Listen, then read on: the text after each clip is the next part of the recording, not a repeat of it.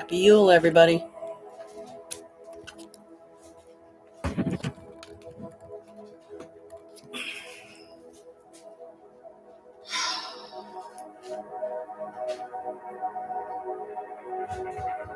Gotta let Brooke know that I'm on.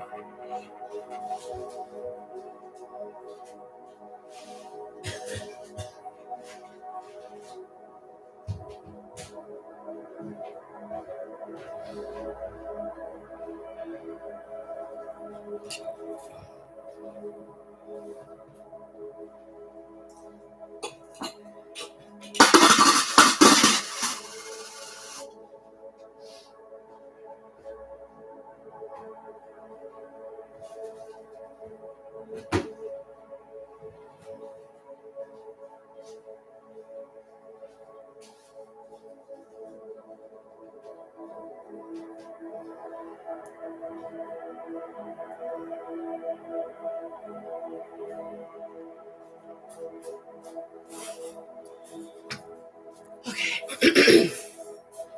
So, I've been trying to figure out what to do for this live stream. Got a lot more done at my mom's today.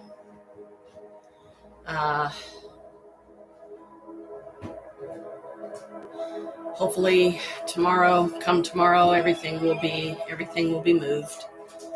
That is pertinent to Mom, Jim, and Stephanie. But of course, Carl has already put his 2 cents in that, well, I was hoping that Janet would help me start, moving boxes and stuff, but I guess that ain't going to happen.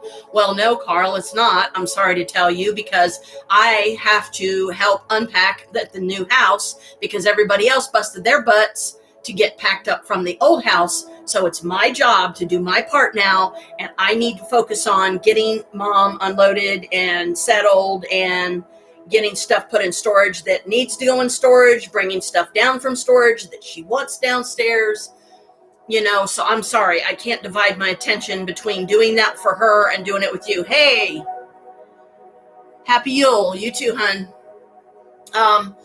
But I was able to do, my prayers and everything to basically designate the attic room that I chose for myself as my attic bedroom.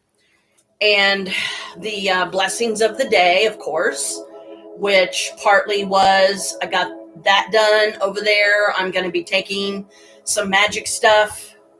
Come on. I'm taking some magic stuff. Hey, Harold. Boy, this has just got interesting. I'm telling you, it's been a heck of a day. Michael says happy Yule. Happy Yule, Michael. He's got something for y'all. Uh-oh. Okay. Well, go over there. Go over where? I'll be going near you. Chris. It's Christmas here. Oh. Merry Christmas. Here you go. Well, you got to help him over here, woman. What are you doing? Harold and Maria just came up. So see, Yule just got interesting. You can sit down. Oh, thank you. Merry Christmas. Thanks. Sit and visit. You going to sit and visit? You got to sit and visit for a few. Yeah, because I got to ask you. My phone is real low.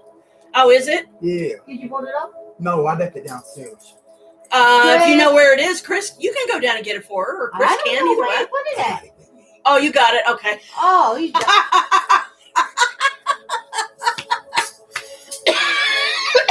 Happy Yule. Oh, shit. Yeah. No, I was really thinking about yesterday bringing it up now. Oh, that's okay. That's okay. Today, like I said, you can always do stuff like this every year on Yule, because that's our Yule, which is Wicca. So that's fine. That works out fine. But yeah, I got more done over at Mom's. Hopefully by tomorrow, he's got your phone. Hopefully by tomorrow, we'll have everything moved. I got my... You got your phone. What was wrong with it anyway? He said it was really low or something, right? Yeah. Was the volume low or? No, it's just a ringer. I can't hardly hear the ringer. Huh. I wonder if the volume got turned down or something. And that's what I thought, and I kept on, and it's still like... Hi, Harold, Maria. Hello. Okay. There you go. You see, he's already Value? Yeah, the ringer was down, but the regular volume was up. Here, let me turn it right side up for you. Okay. Okay, now it's right side Good up. There morning. you go. Hello. Hello. I said good morning. Good morning. Hello. It's 6 o'clock. Oh, it's 6 o'clock there? Good day. Good evening. I don't know. No, it was mine really saying thank y'all, you Yeah, know, and yeah, Merry hey, Christmas, and the rest, all the love and all the joy, all the peace, and everything. Oh, yeah. Yeah, I can't wait until we can get you over there to the new place to visit, because Mom will love that. Happy Yule to you both. Brooke's on, because I just decided to pop on and do a live stream because I wasn't able to do it over there because they don't have internet yet. Oh. Like Jim don't even have his computer over there yet. So until said he gets his he's not gonna computer, have that much. He's only going to have water bill, electric, trash, and and I cable. forget what else. and Yeah, cable. and internet. Yeah. That's it. Yeah, and they're fine. I mean, yeah, they do cable. They do cable though, I think. No, No, they just do internet. Okay. I wasn't sure. But yeah, until Jim gets his stuff moved over there, we can't, Chris can't really get anything hooked up. So unfortunately, I couldn't do a live stream over there. no, I can't It's get 11 anything p.m. hooked up. here. She said it's 11 p.m. there. What? Get anything hooked up. 11 in the morning? Yeah, that's what I'm 11 at saying, night? dear. In the It's morning? 11 at night at her over there in England. Okay. Yeah, that, I was hoping it wasn't too late, sweetie, because you know me. I don't want to, keep you up It's past 6 your o'clock bedtime. here. Yeah. I can't get anything hooked up to Pastor Toby hooks up the internet to it. Oh, right. Yeah, because Pastor Toby, talk about this. This is beautiful. He's going to try to let Mom and Jim piggyback off of his Wi-Fi, basically, so they can have internet through him. Oh. And I think that's really nice. He's Yeah. letting them have That's it? really nice. Yeah. He's going to try. So until Chris can get over there and talk to Pastor Toby about things, and stuff. So, Hmm. but yeah, Okay. it's fine. It's the holidays. Yeah, exactly. But yeah, I just, in my attic bedroom, Harold, there's this little room. It's a middle one. And it's mine is, at first it was weird because I can't believe that I thought it was the north facing window. And then I sat down, did my prayer thing tonight before we came home. And then I was facing out in front of Mom's place. I'm like, wait a minute, that's east. That's not north. So I got myself a little turned around, but now I know the right directions. I'm probably going to have to put the letter E above my window. You know, why did I thought you was going to say east? Yes. Well, see, east, a lot of witches will do their stuff in the east because the sun rises in the east and sets in the west. When it's Halloween, if you want to tap into the power of Halloween, It's there's north. a neat trick you can do. Is it north? Actually, the front of Mom's house is faces east. So that means the back of her house faces west. So Okay. that means to the left of her house is north, to the right of her house is south. So I might have to literally. What you say? I'm going downstairs. Okay, I'll help you down when you're ready to go, Harold. Well, why? I thought you was going to chill. Oh, my man. Okay. I told you, it just got interesting. It's in my act, the way he acts. Oh, it's Ooh. fine. It's the Ooh. holidays. What did I do? What did he This is the way you're acting. He's just enjoying the day like we're trying to do anyways. I But need to go downstairs for a minute because I just put my bag in the refrigerator. My phone's in it. whoops. Oh my goodness. You Okay. just thought about it. You want to call that weird? You just thought about it. Yeah. So you might want to get your phone out of the fridge. Yeah, because it's liable to stop running. You can always put it in dry rice. That gets rid of the moisture. Marie put her phone in the fridge. Oh, Lord. She told me something. That she said something was wrong with me. No, it's just been that kind of day. She wanted to make a couple of cool calls. Cool calls. Yeah, very funny. But anyway, so what I might try to do is, if I can get the sticker version, I'll do stickers. But if not, what I'll probably do, actually the most sensible is going to be to take a thing of my Post-its over there And then for the direction of the east, put a letter E, put that above my window. So in my mind, I'm like, okay, that's east. And then put the same thing on each direction, knowing, okay, this is north, this is south, this is west, to get myself right. Because I was all backwards. Thought the window facing out of my room was north, but it's east. Told you. In the fridge, why? It's just been a weird day. Because Brooke's like, why did she put her phone in the fridge? I'm going to ask you a question. Is her body just getting moisture? I think so. Honestly. It bothered me today. Yeah, I think so. Because, like, when we pulled up and we were sitting out back, she looked through one of the bottom part of one of the windows into the building and thought for sure Bella was sitting there. And he wasn't. And I don't know, like, if she has optometrist or what that she goes to or anything. So I really don't know.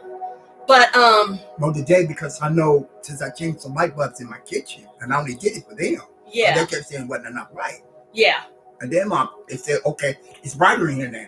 Oh. And today, it was like, she said she couldn't see, so she had to go over in the front room and use the spider lamps where I got the bulbs brighter. Uh-huh. And I said, wait a minute, something ain't right. Yeah. Yeah, that would be my guess. And like I said, I don't know if she has an optometrist that she affiliates with or whatever, because she probably needs... Well, see, here's the thing that's messing her up. Because of what the stroke did to her, and it messed up the left side of her face and everything, she can't open her left eye any wider than it already is. She's never going to be able to open it wide enough for an optometrist to give her any type of prescription. Yeah, that's what she Because when they try to do it, she can't do it. Right. I don't know if it hurts her or what, but she can't do it. It's, uncomfortable for her. And she said that they couldn't get it open wide enough to be able to give her a proper examination so they could get her some proper glasses. Yes. Most likely she needs trifocals, I would think, like Chris has. See, that's what she got. Because she's 63, so. And she's Come on. hearing's starting to be a bit of an issue for her, Yeah. too. Well, at least you caught it quick enough. Yeah, I caught it quick enough. But still yeah, cold. it's oh yeah, see? Scared the crap out of him. Put it between your boobs. That'll warm it up. No. Knock it with that crap off. I ain't putting the What? What do you That's the want to best do? place- What do you want to that's do? like Put a put- screen right here? No, because sweat. Hello. We'll make a phone next. Stupid. I'm not even going to say. Hey, these phones actually they can handle some moisture. Really? Yeah, well, no, thank you. But at least you can stick it in rice. If it gets moisture in it, you can stick it in No, rice. it wasn't down there that long. I was thinking cold is all. It wasn't Whatever. down there that long. That's what I'm saying. So the room upstairs, because of the way it is, my room, there I can only stand in the middle of it. Because that's where I can literally stand up straight. Oh, James. Oh, Lord. That's not James. It says James. Yeah, but it's not James. You think? It's not that. Okay, it's not that That's James. James. Okay. Hello. What are you doing? So tomorrow Uh-huh. I'm gonna be taking stuff over. I'm gonna be taking some really? outfits over to my mom's and stuff. That way I have stuff when I'm Okay. there. And I just got And back. take a small thing, get one of those little travel kit things or something. Get All a right. small thing for shampoo, small thing for cream rinse, and then as I need to, I just got back. when I I get got over back there and for I half of see, Yeah. how much I'm going to be using of the little bottles, Right. how fast I'm going to I go didn't through know it. this is all- Then I may end up, taking a bigger bottle over or something. Yeah, Yeah, and then I'm going to also be taking some more magic stuff over there. So That's all I'm gonna do. I'm going to have to designate one of my containers here, or I may have to go buy me a tote or something, and that'll just strictly be magic stuff. And I'll make sure it's a solid color if I can, because I don't want Jim seeing it and, getting all antsy and, Okay. well, don't be doing that stuff in here. Jim, I'm not doing anything too. wrong. You know, it's not like I'm conjuring demons in here. Give me a break. You know, Mom put me through that when we at the old place. I mean, she literally came out and would spy on me and things. It was about silly. Hello? But Hello? phones are ringing off the hook over here. I expect mine's going to ring next. But anyway, at least I got to talk to Alicia today. And that made my Yule right there. She was asking me about Christmas Day and asking if we were still doing some. Take what you can have. Exactly. And I mean, for the most part, Jim doesn't even go in there. You know, he doesn't even go in my room because he has no reason to. The only reason he would have to go in there right now is to put up a door. The little room that I'm speaking of, okay, the entrance is roughly about that wide, okay? But it's an odd shape. It's an odd shape. Like, it kind of goes like this, but then it has this weird spot in the top corner here, and then it goes down more like a door is supposed to look like. And because the roof is slanted, in my room, I was explaining to Harold that there's like a channel, there's a flat section about maybe somewhere in the neighborhood about that wide, and that's my ceiling basically, along with the slanted sections. So the flat part is where I can stand up because I'm short enough that I'm not going to like whack my head on the freaking ceiling or something. But somebody taller, then yeah, they would probably have to duck down and, you know, sit on the floor or something to get in my room. So the first section you go into, Harold, because see, when you go up the steps, there's only one flight of steps, and it's very narrow. I mean, very narrow, okay? When I'm going up the steps, I'm brushing both walls on either side. That's how small those steps are. But I love that it's a 3-room attic. I've never seen such a thing. And so I designated my room as the furthest of the 3. The first one at the top of the steps, the biggest one by far, that's Jim's room. But there's a door that goes into the 2 that are mine. Because the first room you go in, when you go through my door, that's going to be storage probably for the most part. What did I just say? Did I not say, you watch, my phone will ring next. It's Michael. It's Michael. Okay. Speaker keypad. Yeah. This call is from a corrections facility and is subject to monitoring and recording. Thank you for using GTL. Happy Yule! Happy Yule! Love you! You putz, you weren't here to help Grandma move. Hey, look, get me over there and I got you. I'll do it all myself. What are you talking about? You'd be like, back up, everybody. I got this. But yes, it has definitely been a happy Yule. I love you guys. I wanted to call this happy Yule. I love you guys. Okay. Hey, What? Record. Brooke is gonna be up. Brooke's visits are gonna be scheduled for the 30th, the 31st, the 1st, and the 2nd. Okay. Okay, I just want to let you guys know. I didn't know if I told you that or not already. I thought I had. Okay. I just wanted to verify. Yeah, that's fine. Guys, Love you. I'm gonna call and talk to my wife before she falls asleep. Okay. Love you. Love you. Bye. Bye. Yeah, because he was playing around with the possible idea of doing it like closer to my birthday, or like have one of the visit days on my birthday or something like that. Because when she comes up, she's going to be here from the 29th until the 10th of January. She's purposely waiting an extra day so she can be here for my birthday. And I think that's sweet. Brooke, my birthday, January 9th. My birthday's January 9th. So, but yeah, it's, Alicia called and she was mostly asking about Christmas. Are we still doing it at Grandma's and what time and, everything. So I said, well, honey, as far as I know, we're still doing it. It's probably going to be early afternoon, But, Alicia, she's right there with us. She knows that, a lot of us don't have presents that we can give, or we might only have small stuff, that we can give and stuff like that. That's why I've been trying to make a lot of my gifts this year, but I'm running out of time.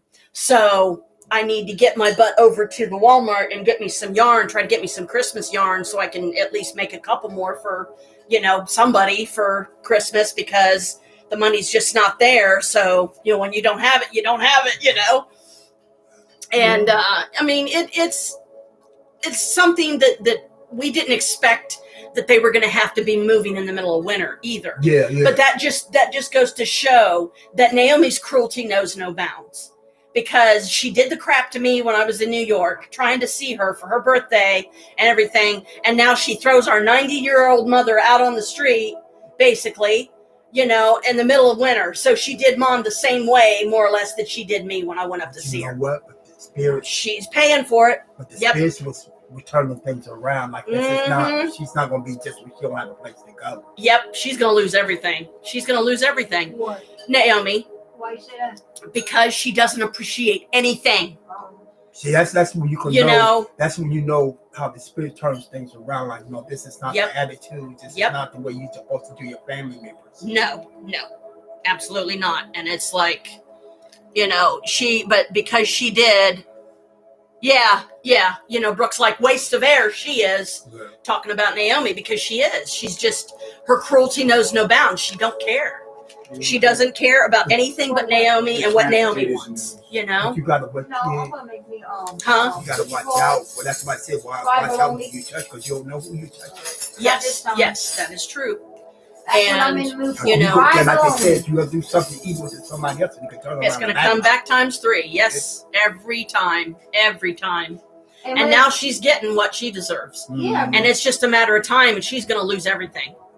She's going to lose everything because she doesn't appreciate anything. She's going to lose the house, too. Yeah, that's what I'm saying. Everything. Meaning the house. When was the last time you prayed down in that basement? Prayed down in the basement. Holy Mother of Wow. It's been too long. Too long. And I know it needs to be done. Yes, it does. Because I want to do it in the laundry room, and I want to do it in our old hangout room. Both of them.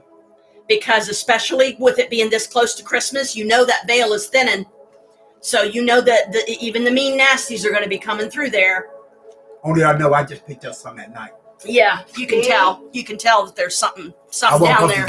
I'm supposed to do this not around you, because I know how you feel about it, but it was just something. A feeling, a knowing. Yeah. Something's wrong. Yeah. There's negative energy. Yeah, but see, it doesn't affect me. That whatever negative energy is down there, it doesn't affect me because I'm too shielded. No, it's just that I know I felt it. That's all I'm saying. I felt it. I said, okay. Yeah. Yep. I said, Maria, wasn't wrong. There is something. There is an energy down here. Yeah, there is. There is. And I got a pretty good idea of where a lot of it accumulated from.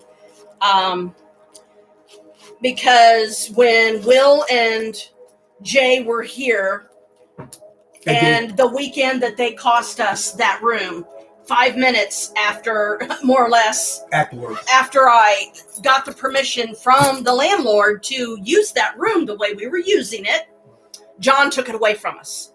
And that same night was when they pulled their little stunt where they both ended up spending the night down there and didn't tell me about it. And I should have listened to my witch stinks that they were up to something. But then I talked with the goddess about it. And I said, look, in my mind even, I said, if they do something they are not supposed to do, they will get caught. And it is not going to reflect on me. And it didn't, because when Matt is the original person that told the landlord or told John or whoever that they were down there. I did not know they had spent the night down there. I had a feeling, but I couldn't just automatically say, oh yeah, I knew they were spending the night, because then that reflects negatively on me. Right. So I just basically told them, look, you cannot stay here. You will get me evicted from this building. And, so that what they decided to do after that was on them. So when that happened, it just basically, it fueled John to be even more of a jerk, and then he turned around and, he got the room taken from us before that even happened. All I know is I was told that it was around 3:00 in the morning. Most likely Matt heard him down there doing the naughty. I mean, I don't know. And Will was very well known for conjuring negative spirits, dealing with negative spirits. Negative spirits are drawn to him because he's negative himself. He uses Jay. Jay's stupid enough to let him. Last I knew, Jay became a meth head. So he's on crystal meth. So him and Will are dead to us. They better never show up here again because they will not be allowed in the building. I just know what I felt the other day when I was down there. It was just like, and I said, I didn't want to say nothing to in front of Maria because I already know how she felt. But I said, no, I felt it. Yeah. And it was real strong. And I just said, don't worry. Don't worry. It's not going to attack you. Just don't give in. Just don't give in. Just keep doing what you're doing. Like, I acknowledge you, but I ain't worried about you. Yeah, I acknowledge you, but just leave me alone. Let me do what I come down here to do, which most of the time for me, it's doing my laundry. Yeah, that's what I do. And that's why I told you. That's why I told you anytime you need to do your laundry, come and get me because you know you're protected when I'm down there. Because if that spirit, if that energy's that stupid, then it will be obliterated, plain and simple. And I've never made no bones about that. I've always told those spirits, do not fuck with me. Do not fuck with anybody I love and care about in this building, or you will be sorry. It backs off. It doesn't bother me. But I never felt it. I mean, I had felt it before, but not like that. Yeah. That's what I'm saying. Yes, it was like, exactly. Like it was just like he was upset or something or mad or something because he didn't get what he wanted or something. Yeah, it wasn't getting acknowledged. And I still say... And I didn't know it, I just like... I still say that a lot of where that energy is accumulating from is Robert. Because think about it. His front room is right down there where the washer and dryer is. You hear me? How are you going to get it out? You need to get it out then.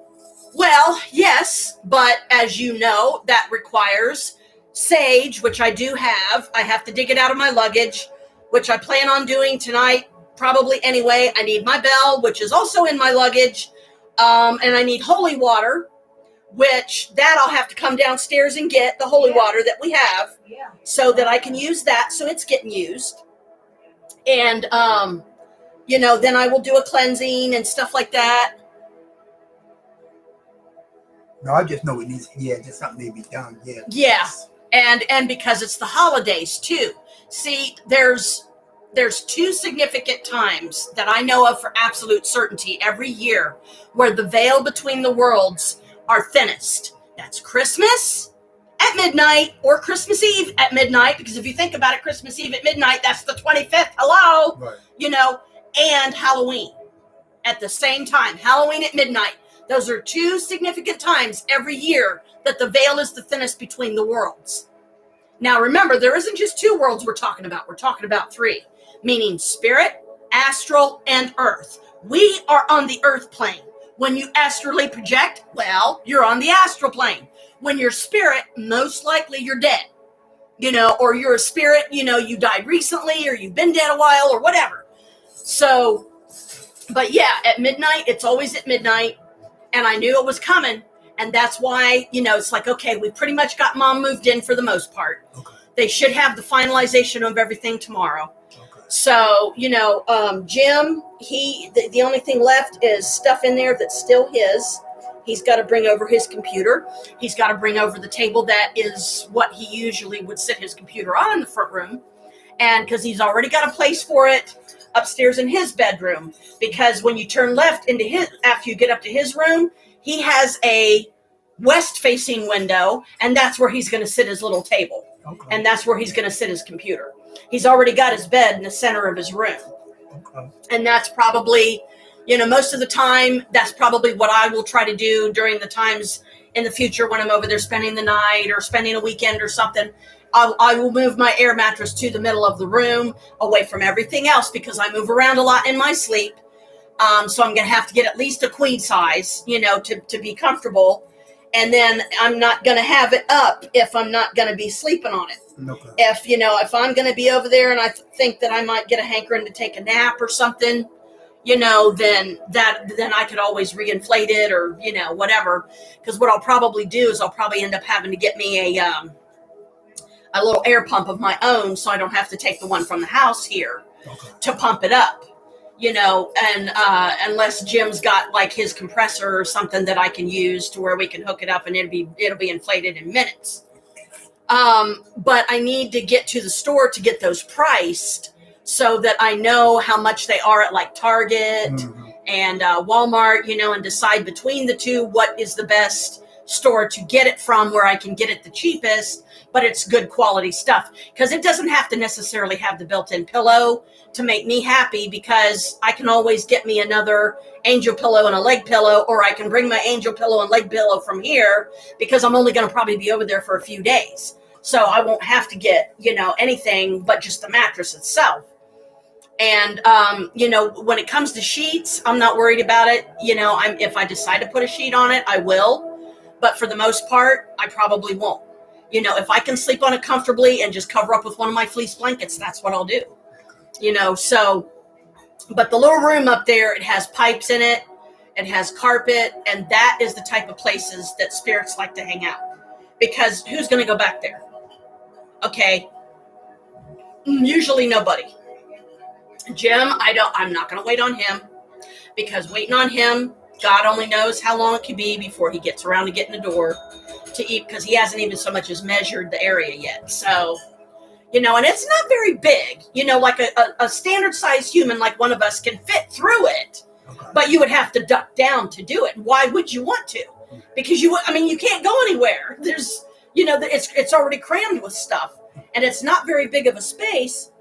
So while I was sitting up there, after I cast circle and everything, that was some of the first things I did. I said, if there are any spirits that are residing here, you're going to have to learn to share this place. It's a nice house. My mom and Jim deserve this place. They've been through a lot. Stephanie's been through a lot. We're still uncertain how long they're going to let her stay, because Mom, wants her out of there as quickly as possible. But Mom isn't going to be very happy if she's going to try to drag it along until the spring, because she is trying to get a job. She is trying to get some money saved back. She is trying to get a place of her own, because I think she would be most happy if she had a place of her own, because I know how I felt when I got this place, how achieved I felt, how accomplished I felt at that point in my life.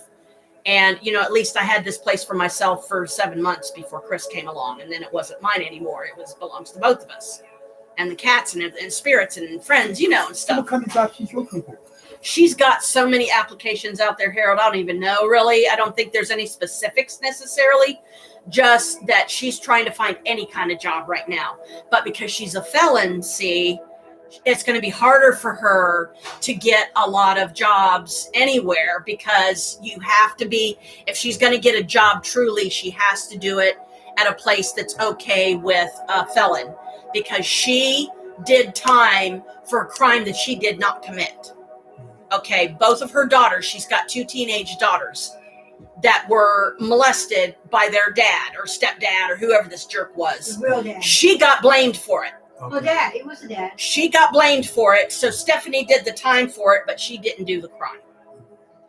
So because of that, she can't even, I don't even know like what the visitation thing is with her kids or nothing right now. So, but she is trying, and she has been the one that she packed Jim's room. She packed up his stuff in the laundry room. She did everything. My brother is still down in Kentucky right now, and I don't know how many more days he's going to be down there, how much longer he's going to be down there. He still got a lot of shit upstairs where he sleeps at. Yeah, way lot of stuff. And that biggest room that nobody will ever see, that I've only seen a couple times myself, which it's a shame because it was a nice sized room, of that area that Carl stays in up there, is the fucking ceiling, the floors and stuff are rotting through. So it's a matter of time before it's gonna come collapsing down on everything. So Carl better hope the heck that he gets his stuff out of there before it does collapse, because that room's never been tended to, it's never been maintained, and you haven't seen, but because Carl has so much stuff even upstairs, and all, because there's 3 rooms upstairs where he stays at the old place. There's the room that you see when you first walk in, which is where his bed is. He usually keeps his TV on this little stand at the foot of his bed, but there's 2 other rooms. Hello? Sorry, I better eat some of my dinner or Chris is going to get mad at me. Hello? I don't know how much of it I'll be able to eat because I did eat over at Mom's. And so I don't want to like overstuff my tummy or anything. Hello? You didn't eat that much over there. Yeah, I had some of my, That was chicken noodle. earlier, way earlier when we got there. Yeah. That's what I'm talking about. Mm-hmm. That's good. Let me turn this a little more so. But yeah, it's a slow process, but I feel like it's only fair since everybody else has been busting their butts to get Mom moved over, then the least I can do is be the one over there helping her unpack and helping to move stuff where she wants it to be. Because when it comes to Jim's stuff, that's on him. I'm not going to put any of his stuff anywhere. I'll be like, you put it where you want it. Keep me out of that one. But, at first I was focusing on the kitchen because that's where a lot of people would, like Maria and Chris, when they would bring loads over, they would put it in the kitchen or they'd put it in the living room or they'd put it in Mom's room. And so we ended up taking a lot of stuff upstairs so that Mom could have her room set up the way she wanted and then decide with what space is left, what she can put and, where she wants to call it a stopping point or whatever. Because this room that she's in now is far smaller than the others were. Yeah. And, and Mom paid me $100 for helping her move. And she paid Chris $100. But when she gave me my $100 that very night, I went to Kentucky for 4 days. So I was feeling the guilt of, okay, I've been paid and I still haven't helped yet. And that, I think, was probably the topmost thing that was the heaviest on my mind that caused me to have that emotional breakdown that I did that Saturday where I told Chris, I said, can you please come and get me? I said, I hate to ask, but I cannot stay here another day because I felt like, this is wrong. Mom's already paid me and I'm not even there helping her yet. So it makes it kind of hard to really enjoy yourself, and stay down there 3 more days when you have obligations at home.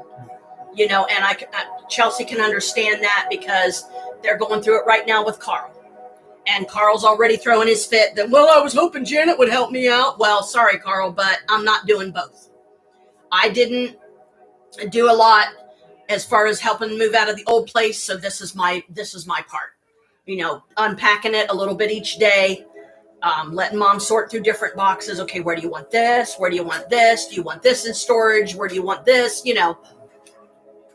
And be able to get the place set up so by the time Christmas does come, you have everything. Yeah, it'll be a nice little Christmas, So Alicia's, she's going to be coming for Christmas. She said probably about 1:00 in the afternoon would be, the earliest that she could be over there. So I need to text her tomorrow or something. I won't do it tonight, but I'll try to remember to text her tomorrow and say, yes, it's still going on at Grandma's, but Grandma's wanted me to tell you that, we weren't able to get a lot for anybody for this Christmas. So any gifts that you bring, I don't know that they're going to have any here for you. But, I don't think that's going to stop her from coming because she wants to see the new place because she hasn't seen it yet. So. And then that way she can stay for a couple hours and then do whatever else, she wanted to do that day. Because I think she said her and Adam, her dad, her biological rather, is wanting to do something. They're going to, I don't know if they're going to see a movie or, they're doing something together for the spirit of Christmas. Okay. Oh, it's,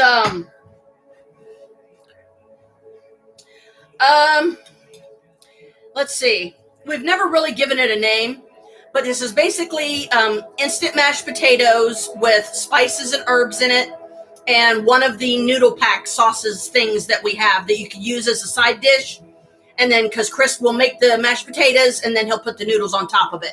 Brooke was asking what I was eating. So in that respect, I call them mashed potato noodles. Because that's what it is. It's mashed potato and noodles mixed.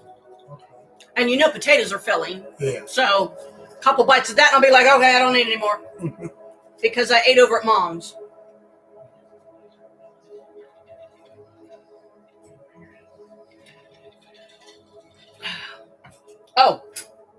I will show you this. Brooke. If I can do it without, 1, spilling it, 2, knocking a bunch more stuff over like I just did. Told you it's an interesting Yule today. Did it fall out? Yes, it did. Okay, who is this? Oh! Okay. This is a lovely little oil burner thing that Jim gave me yesterday. And it's touch activated. So no matter where I touch it, whether I touch it on the I can't even think of the name, the shade, or if I touch it on the base, it turns it off and on. Plug it in here so you can see it. Oh. Okay. See? Watch. Come on. Come on. Or are you going to be touchy and only allowed to be activated at certain spots? Anyway, the general idea is you can do roughly about 3 different brightnesses with something like this. It's got a little oil burner in the top, which the oil's almost gone, but it's an electric bulb.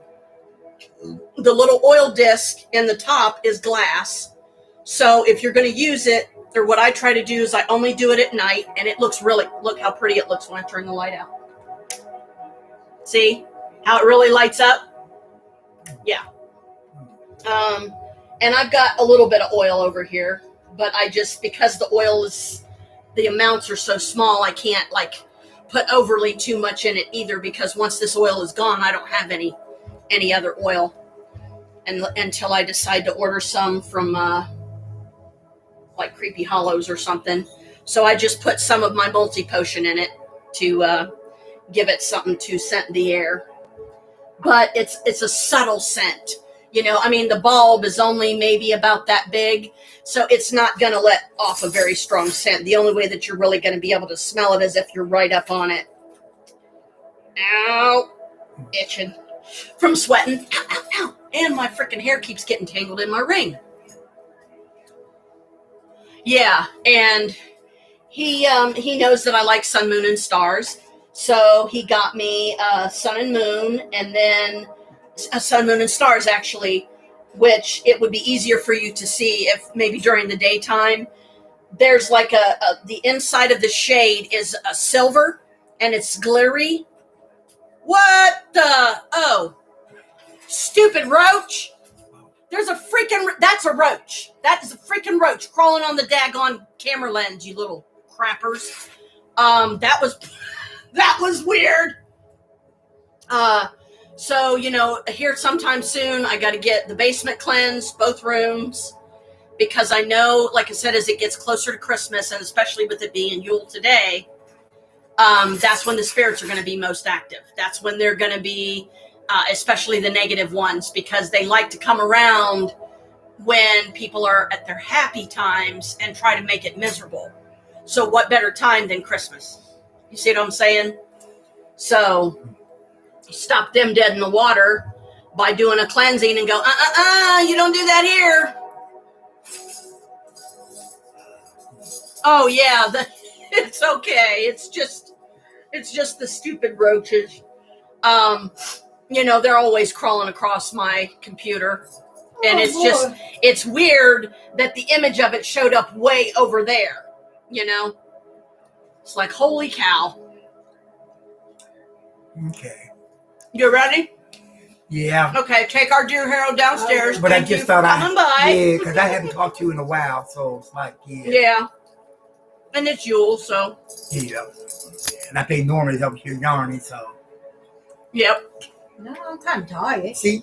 I'm not. Oh, yeah. I mean, yeah, she's not too bad. I'm not too bad. Because they didn't have a whole lot today, so. Okay. All right. And thanks for the gift. You're you know, welcome. it's like, hey, it's better than, I don't know what to get for them, so give money. That always works. See, that's me because I can't see nothing or I think it's something you might like, so I say I know what to do. Yep, there you go. There you go. All right, guys. See ya. Love ya. Good night and all that. All right. Good night, everybody. Good night, Chris. All right.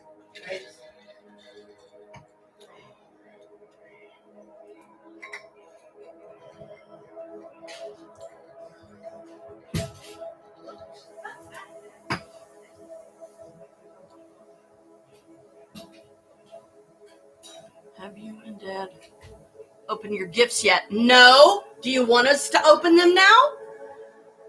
You do, don't you? Because you said you wanted me to do a live stream when I open it. Well, let me see. Dad?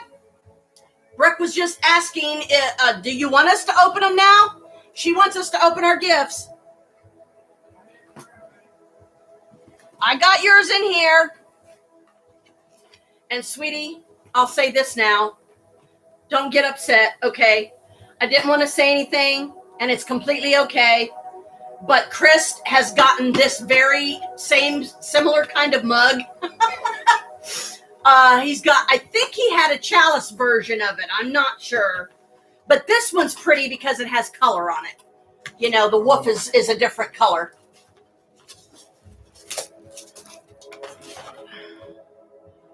That's see, he's a pretty yellow. Actually, more my color.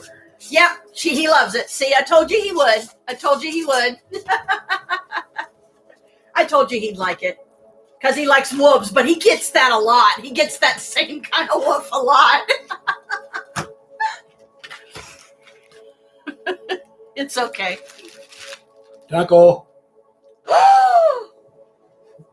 Oh, no, you didn't! Oh, my God, no way! Oh, that's my daughter. That is so my daughter. Yeah, show her the other one, babe. Now he's got a nice matching set, kind of, see?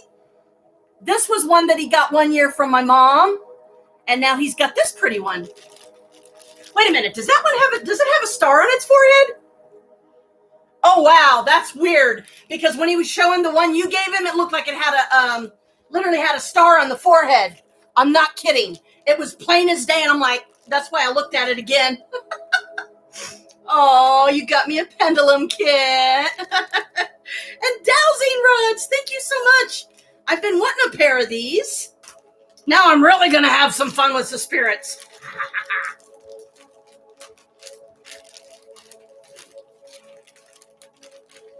Oh, wow.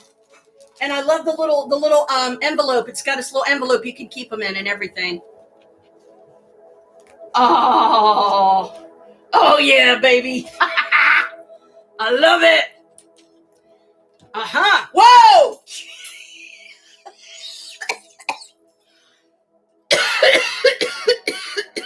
It's okay. As soon as I took them out, they went stupid on me. Okay. Stop. Okay, stop. Wait, will you just... Spirits won't even sit still long enough.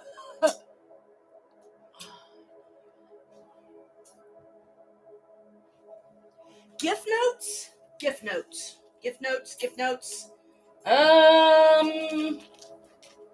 Were they, I don't see any gift notes, honey. Here's the rod and pendulum, dowsing thing. But that's okay. You know, I mean, it's okay. You can always send us one later. Let me look. Oh, wow. That's really nice. Oh, wow. Oh, my goodness. Oh, that's adorable. Okay. The spirits they're like, oh, she's got dowsing rods. And they're going stupid on me already. Oh, that is so, I love that. Yeah, love it. Love it.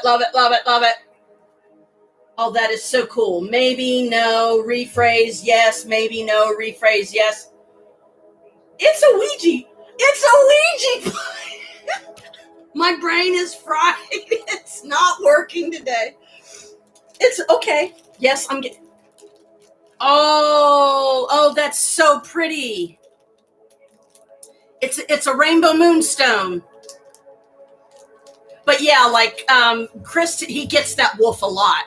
So yeah, that's definitely appropriate. Now he's got a matching set of mugs. So, you know, one of them's yellow and then the other one is the gray, you know, typical gray color.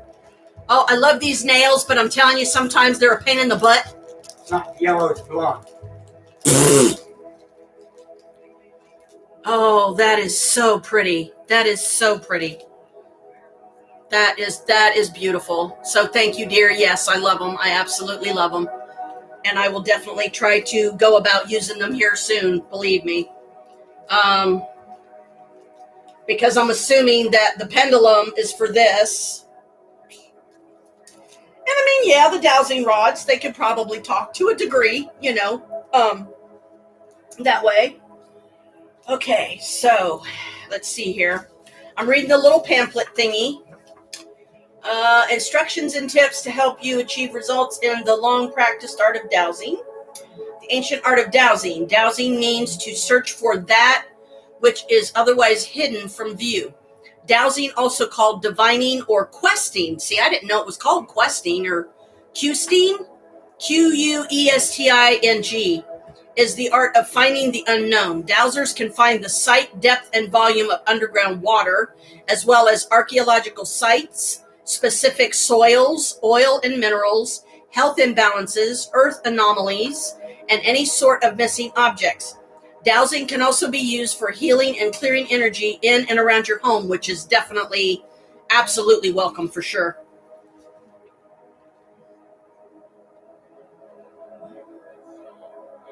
Michael, Hayden, Oakley, Cohen,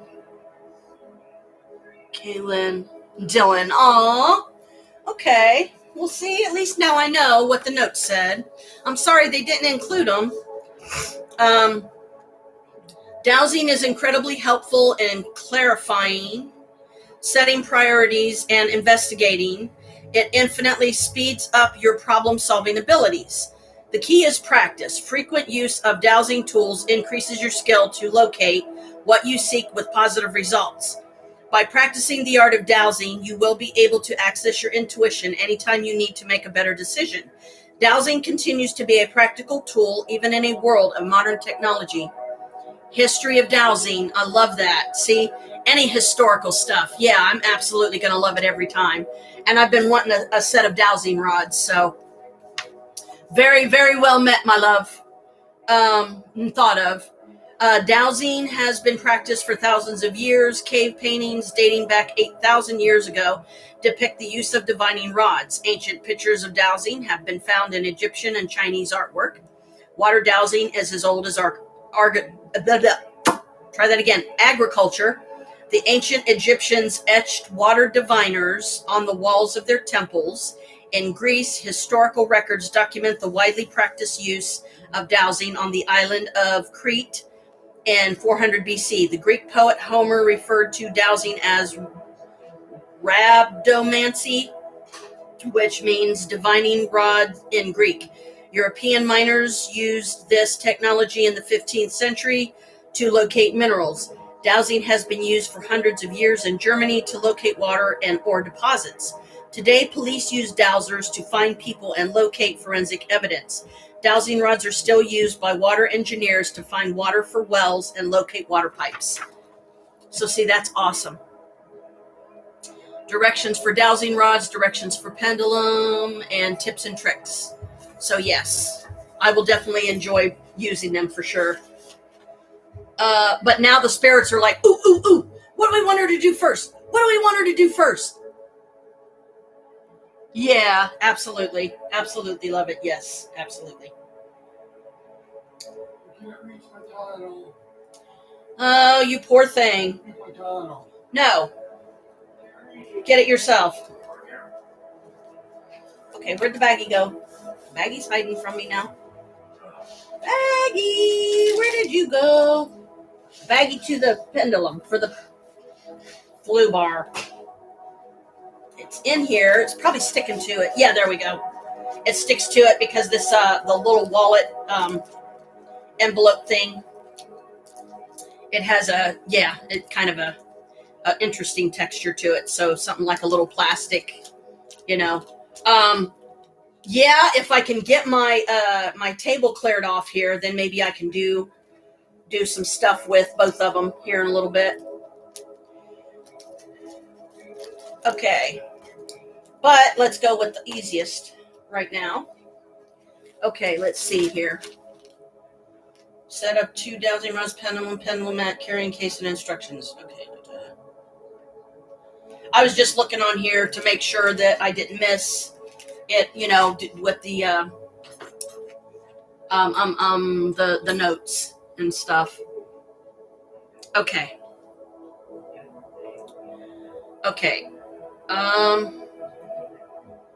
I did not say nothing.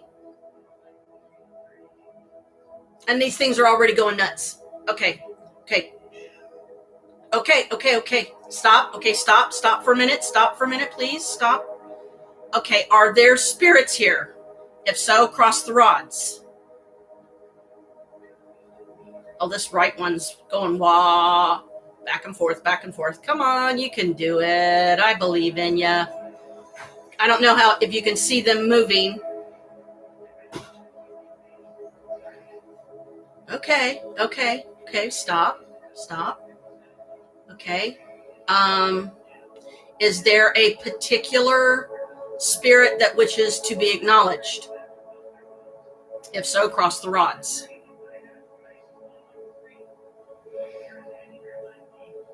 This is trippy because the right one is just going stupid and the left one's just staying stationary. Okay. Okay, so there is a certain spirit here that wishes to be acknowledged. Okay, now there's no way that the spirit's going to be able to give me a name with the dowsing rods.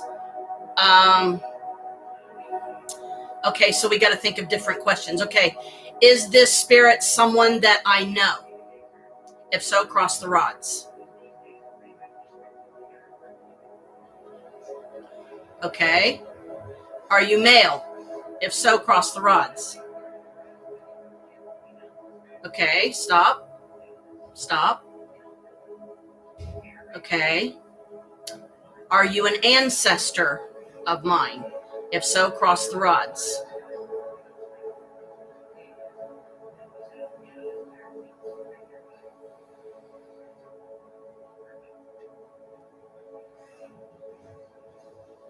Okay, so it's an ancestor of mine.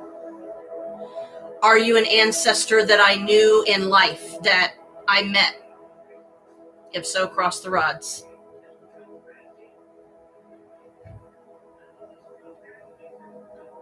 Okay. The right one is going crazy. Yeah, exactly. The left one's just kind of stationary. It's not moving. Am I holding them right? Okay. Okay, here, let's try this one, guys, okay? Show me yes, okay? If crossing the rods is yes, then show me no. How do I know when the answer is no?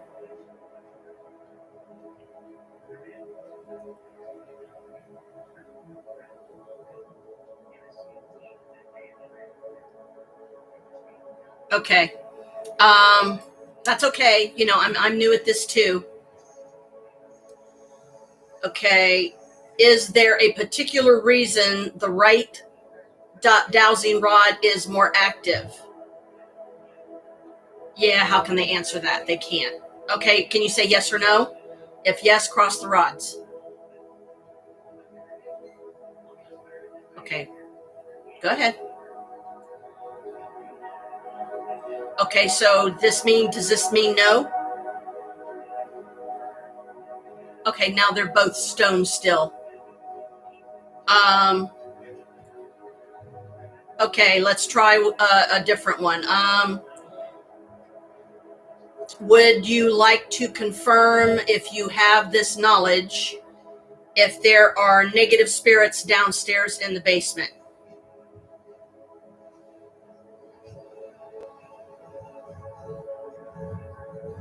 Okay, why did you stop moving? Why are you just... Oh, is that why? Oh, I'm sorry.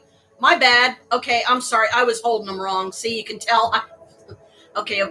Wait. Stop a minute. Stop. Okay, sorry. I didn't realize. See, now the left one's moving. Okay. Is there negative spirits down in the 2 basement rooms that the energy needs to be cleansed? If yes, cross the rods. Now they're both going. Holy cow. I love it. Okay. In the spirit of Yule, should I do this cleansing tomorrow? If so, cross the rods. Wow. Check it out. Okay. Tomorrow, so many goosebumps. Yeah. Okay, like tomorrow, I know Chris has, give me a minute, Rods. Chris has a doctor's appointment that he has to go to, so he's going to have to drop me off at Mom's by 11:30 tomorrow morning, roughly, somewhere in that neighborhood. Okay. I'm trying to think of yes or no questions because some are going to be difficult, a lot more difficult for the spirits to answer. So you got to simplify by saying, okay, show me yes, kind of like you do with the pendulum. Like usually when the answer is yes with the pendulum, it goes around in a circle, right? And then when it's no, it will go like this. And when it's uncertain, it'll go like this. Okay, so, and these are slightly bent, and I know these are copper, so I don't want to, like, throw it off too bad. Whoa! Okay, let me see, and that one needs to be bent just slightly, because, see, these are copper, so you got to be real gentle with them, and copper, of course, is the best conductor. Okay, stop,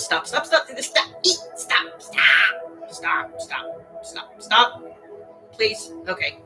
Are the spirits happy that I now have these dowsing rods? If yes, cross the rods.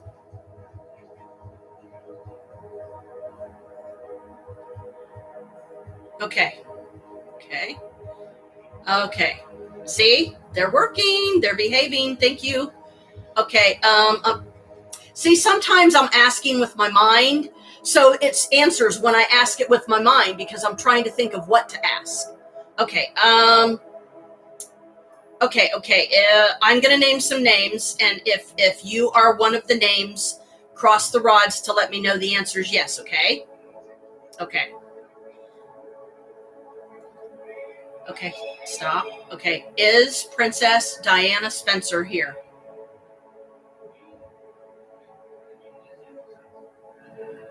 Diana's here. Hi, Diana. Happy Yule, honey. Love you. You're still beautiful. You're welcome here. You know that. Okay. Is Grace with you, Princess Grace? If so, cross the rods. That's a yes. Okay. Hello, Princess Grace. And Dottie, is he with you? If so, cross. Yep, Dottie, which it's either Dottie or Dodie. I always get it confused. That was the hang on a minute. That was the name of the guy that that Diana was with in the end when she was killed. And Diana says hi back, I'm sure.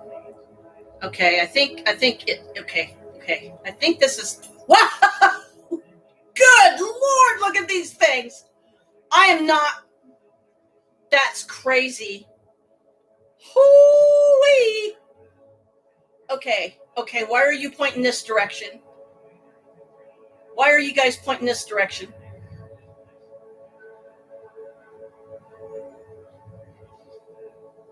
Okay, they're kind of pointing at me, but then they're going off to this side, and now they've stopped.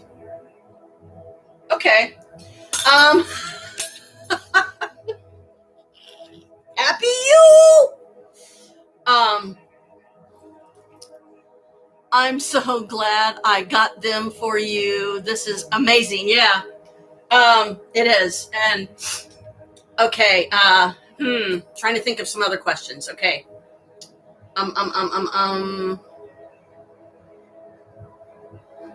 Give me a minute, guys. Give me a minute, Rods. I'm trying to think of some. Man, these things, even when I'm holding them still, I can feel them moving. Goodness. Okay.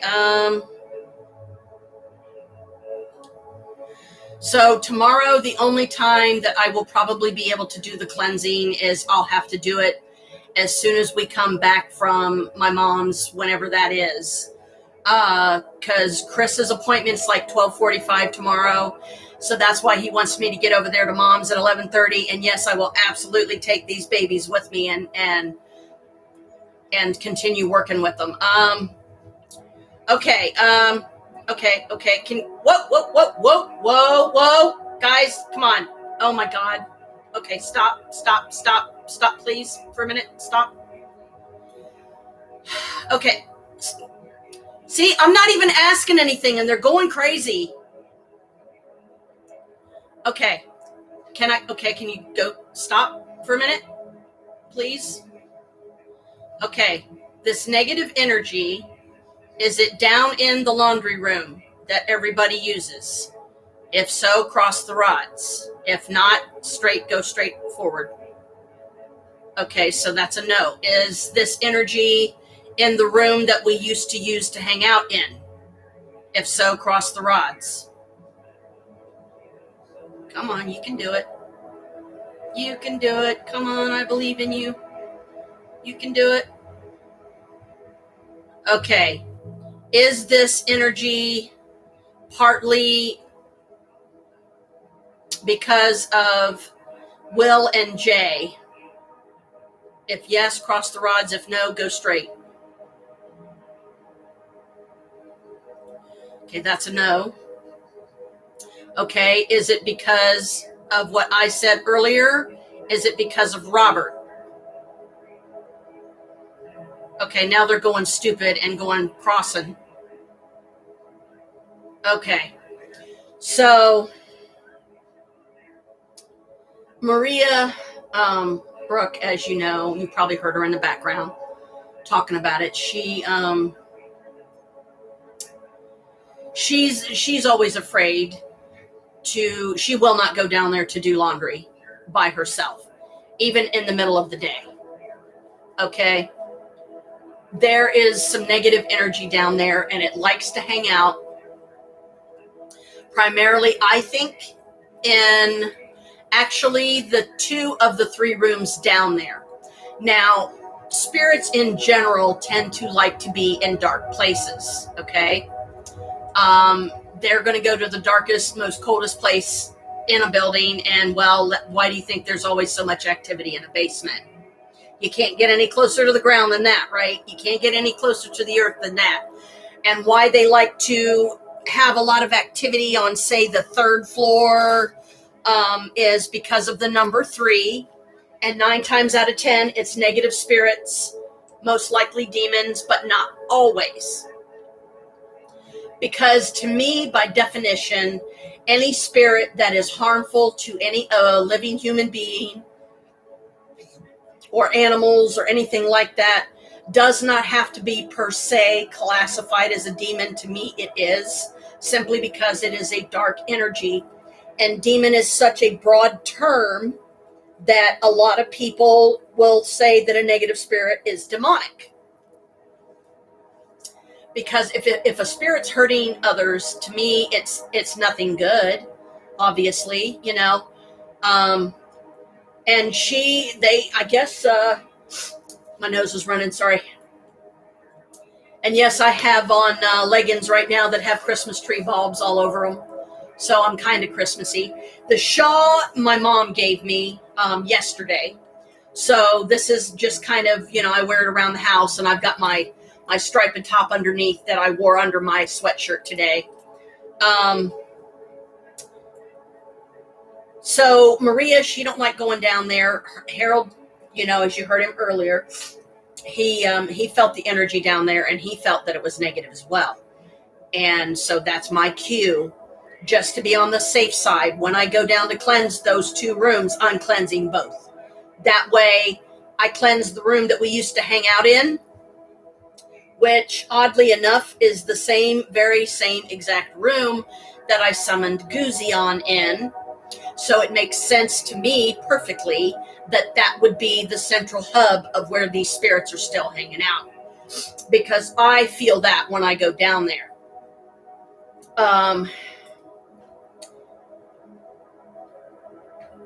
Because they want to undo all the good that I have tried to keep down there, all the good energy that I bust my butt to keep manifested down there, because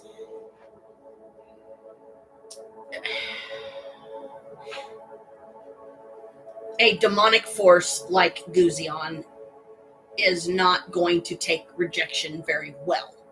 So it does not surprise me that even if him or it itself is not the perpetrator of the negative energy that everybody's feeling, it's one of his little minion punks.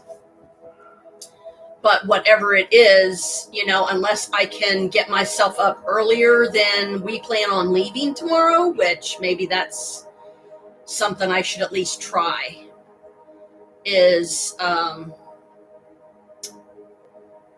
try to do the cleansing if I can do it quickly enough before we leave. Otherwise, I'll have to wait until we come back that day, because I don't want to do it too late at night, because I don't want the neighbors complaining and bitching and griping and saying, oh, you're summoning demons downstairs. No, I'm casting out negative forces because I'm trying to keep everybody in this building safe. There's a difference. Don't insult me by saying, just because it's something you don't believe in, talking about the non-believers in the building, just because you don't believe in what I believe in, don't insult me and say that I'm conjuring demons, because I'm not. Did I conjure a demon?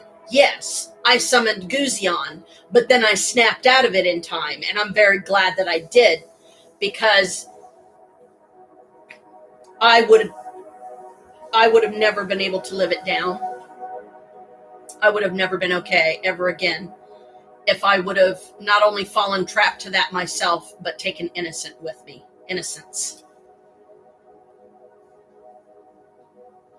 Yeah. So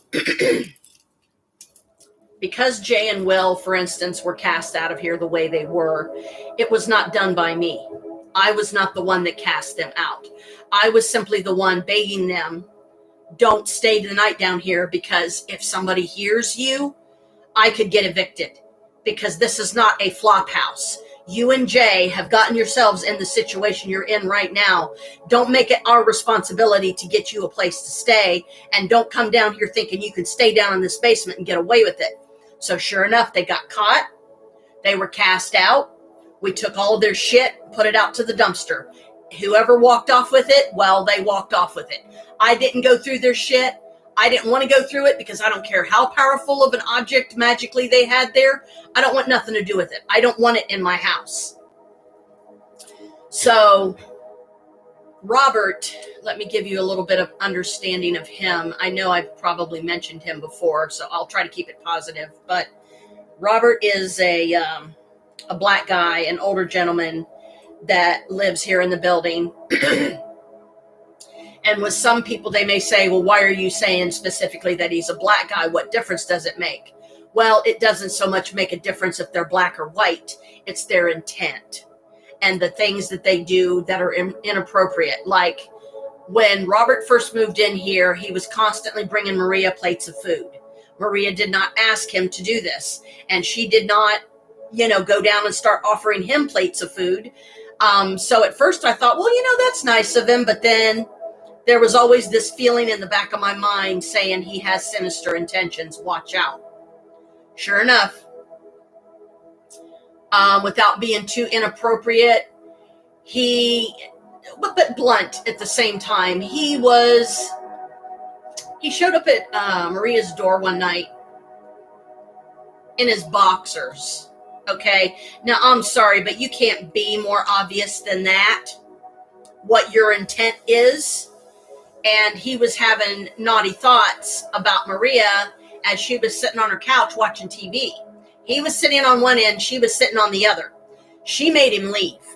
When she told me about it the next day and told me what he had done, and that's the stuff that I will not mention on here because it's just gross. I told her, I said, don't let him back in your apartment. I said, I'm talking, don't ever let him back in your apartment again. Because if he's going to do something like that, my fear would be this, that he would try to force himself on her. But if he was stupid enough to do that, then she would probably cry out, or she would fight tooth and nail, and she would kick him where the sun don't shine, and he'd get out of there real quick. But after he did what he did, I warned her after that. I said, don't let that guy back in your apartment. Robert he's bad news. He's got sinister intentions. He can be rude. He can be obnoxious. For the most part, he pretty much keeps to himself, which everybody's glad of that. Now, when I see him, I try to keep things positive and light. Like I'll make him laugh or I'll say some kind of positive statement when really I want to tell him how I really feel and he wouldn't like what I had to say. He is a lowlife that put my friend in a position that I'm glad she was smart enough and strong-willed enough to not give in and not let him, do what he was trying to do. Yeah. So, and yes, that does happen. There will be times when you'll be thinking a thought and I'll speak your thought. Or I'll be thinking a thought and you'll write it in there and I'll be like, wait a minute, I was just thinking about that. So yeah, it does happen. It's fun when that happens because that just shows how close you are with that person. It happens between best friends. It happens with people that are family. The connection gets really, really strong. So, yes. You're going to bed? Okay. All right, just turn the dining room light out and I've been up since 5 o'clock. I know. I'll try to keep it down.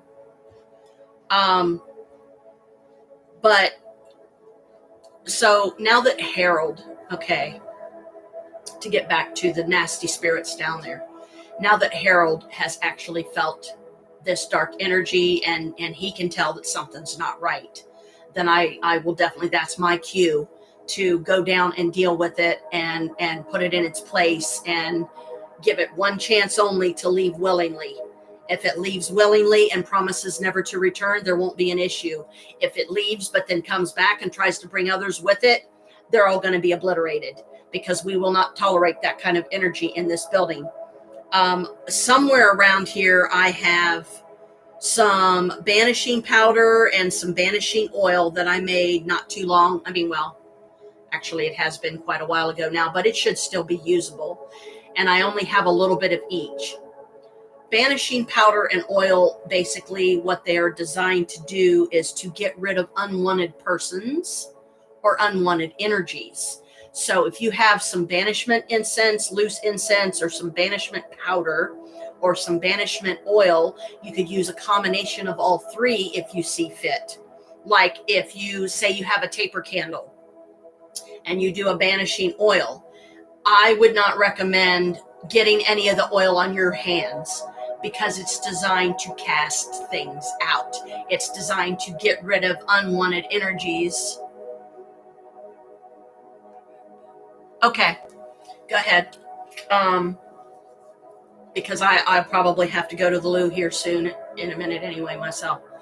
But so I'm not worried again, about anything that you miss, or because you won't, because you can watch it later, and that's okay. That'll work. We got to go to the loo and we got to go, right? So, but because Harold has let me know that he has felt these negative energies, I will definitely get down there and I will cast them out because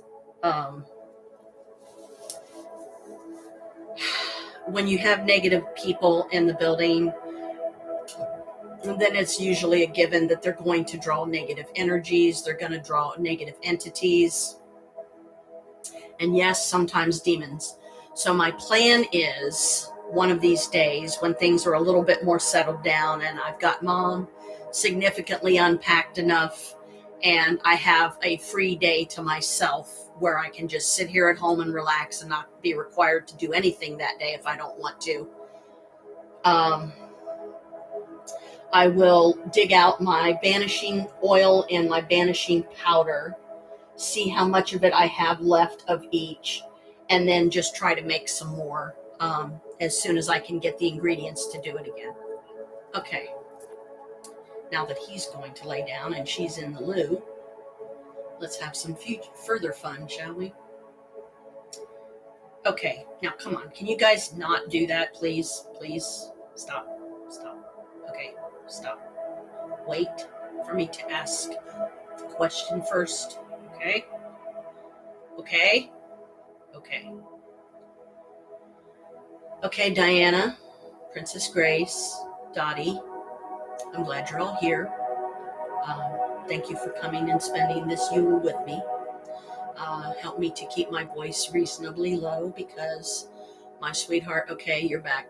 My sweetheart is in there trying to lay down, and he's been doing a lot. Him and Maria and Stephanie, they're the real heroes here because they have packed and moved more than Jim has done the entire time, and they've been working on this for a month now, since the first week of December, basically.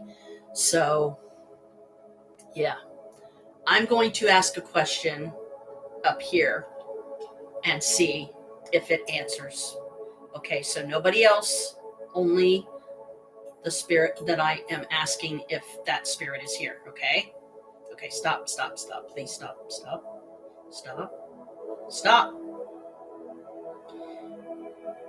Please stop.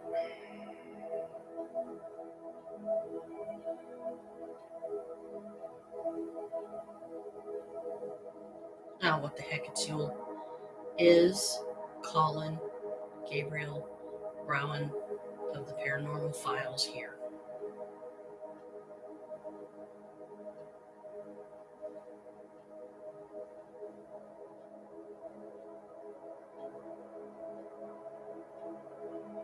Son of Mary and Jeff Brown. Birthday December 22nd,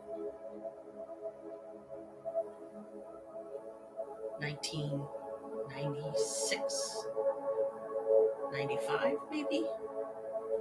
Okay. Colin, are you here?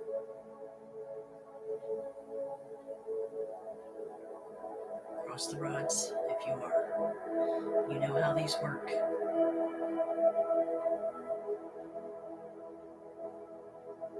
Okay, can I ask? No, that's not a yes or no.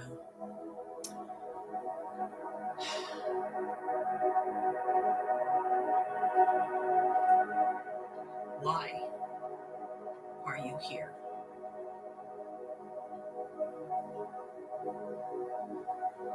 Are you here because you feel drawn? So cross the rods.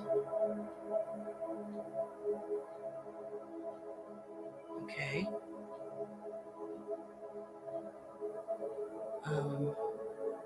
Are you here because of me? Are you drawn to me?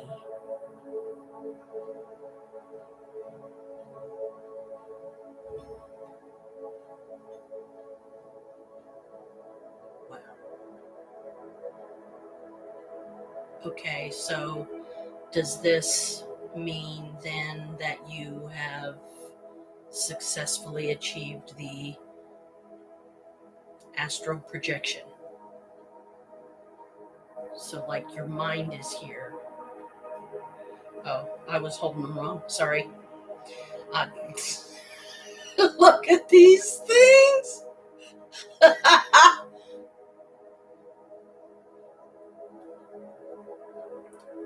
Okay. Can you show me, point what direction you are currently investigating right now? Like some city or state that is that direction. West? You're west? I'm holding them too tight. Sorry. You're west of me. Okay.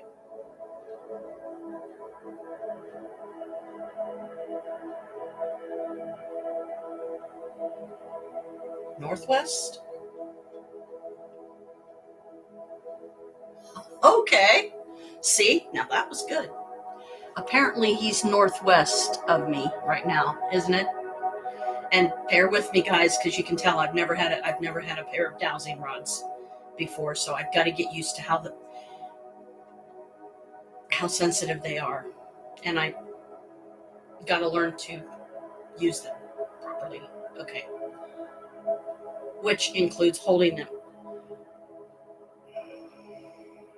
Okay, what are you trying to tell me?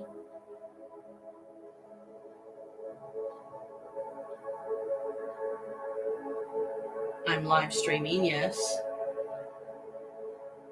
Why are you pointing southeast? Are you saying you're southeast of me now, or you're headed southeast? If so, cross the rods.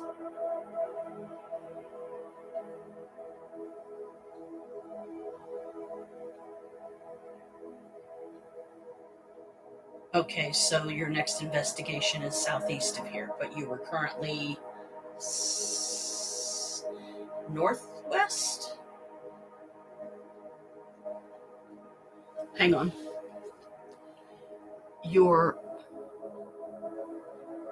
Get their new thing to have to use. You'll be a pro soon. Okay. Okay, Colin. Are you having fun? Are you having fun? Okay. Okay, so why are you pointing east now, primarily east? Are you saying you're east? You're headed east to a new location. Okay. Give me a minute. First of all, thank you for coming. Happy Yule. I don't know that you acknowledge Yule, but I do because it's a Wiccan thing. It's a witch thing. Okay. All right. Okay. Was there, will you stop for, okay, now what?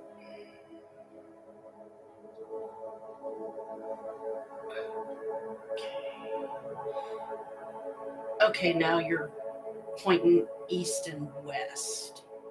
Yeah, to the right of me is west, to the left of me is east, in front of me is south, and behind me is north. Does that help? Okay, yeah, I'm Columbus, Ohio, is my general idea. I'm very close to John Glenn Airport, which is over on James Road, not very far from here.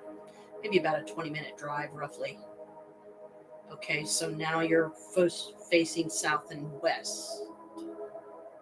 Okay, what are you trying to say? Are you just getting used to the sensitivity of the rods? Okay, southwest. Yeah, this is southwest. The rod in front is south. The one to the right is west. Okay. I haven't seen the Jeffrey Dahmer one yet, no. I know that's like the most recent one you've done, but I've been so busy, I haven't had a chance to watch it. Was there anything else you wanted to try and communicate with using these? Do you even know how you're doing this? Does it surprise you at all that you're doing this?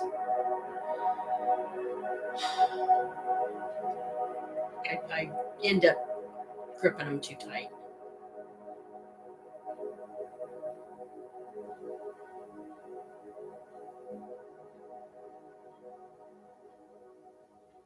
Okay.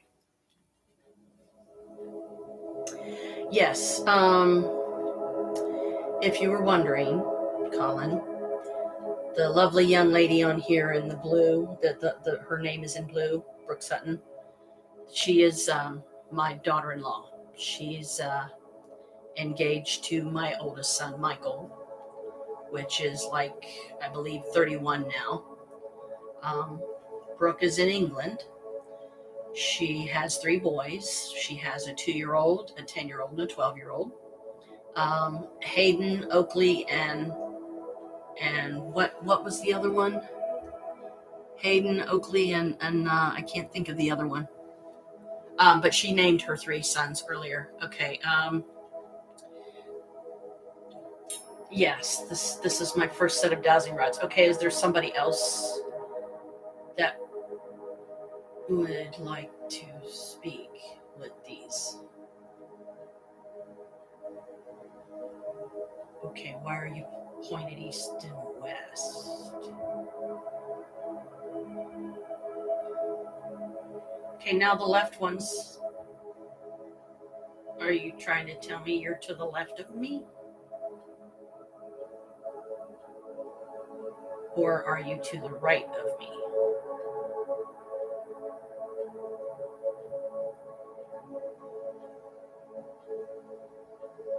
You're standing in the general area that the rod's moving back and forth. Okay.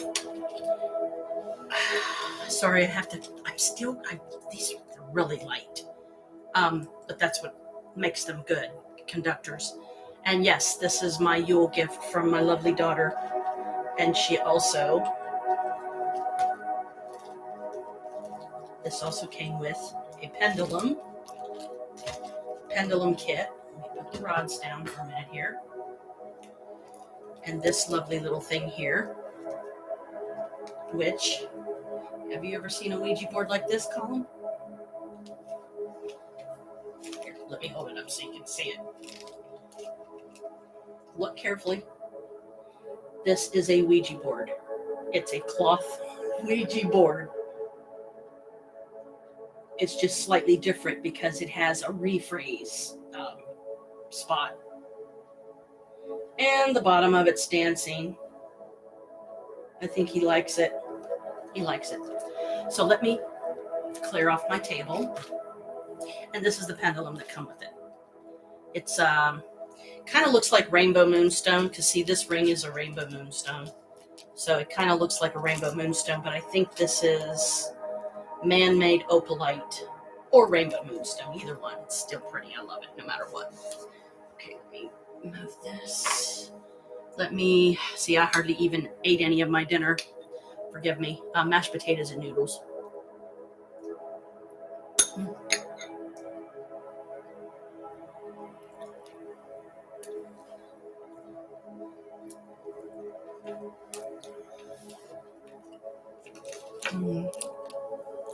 I've got a bag here I can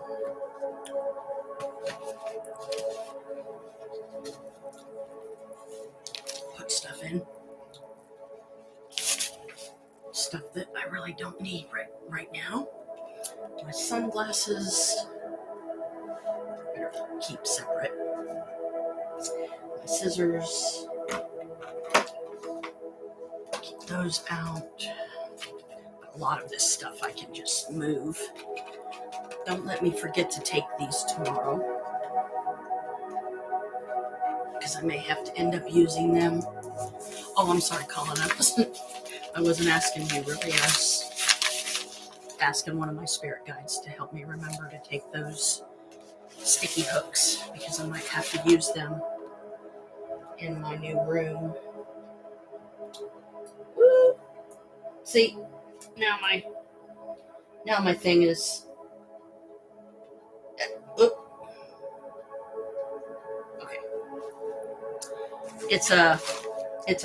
This is an oil burner thing that was a Christmas present from some family members.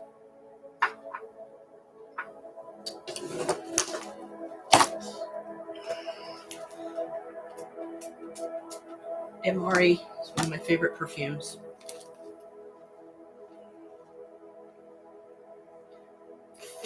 Ugh, don't taste very good though. Yeah, I just got perfume in my mouth.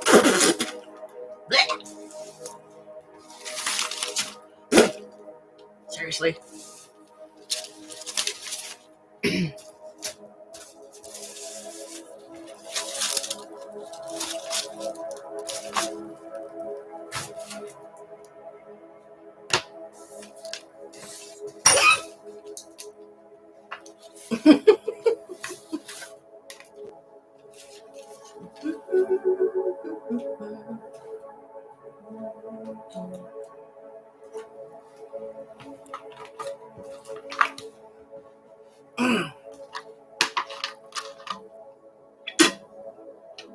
bottle. Ugh. And I still slobbered all over myself. Phone.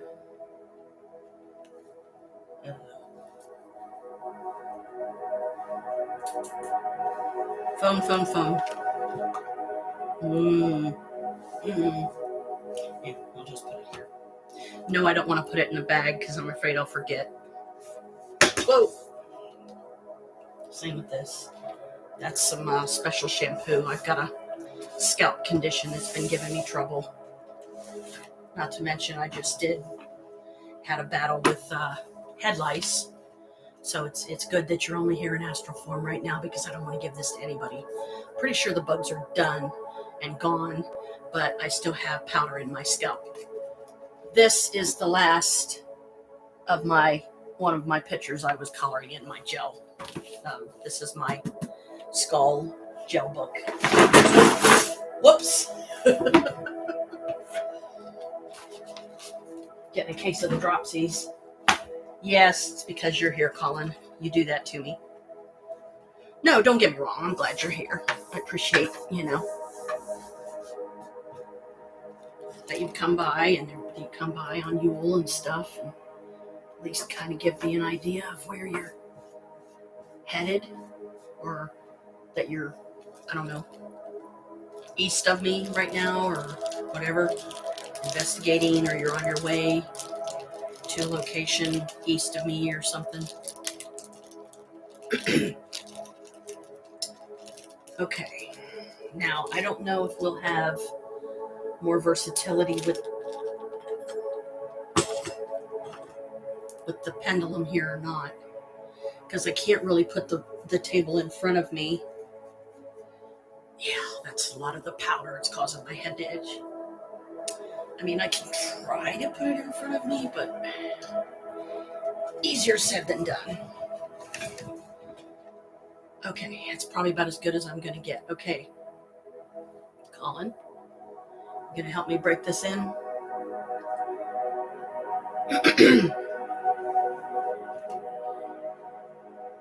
Okay, Colin, if this is you, show me yes.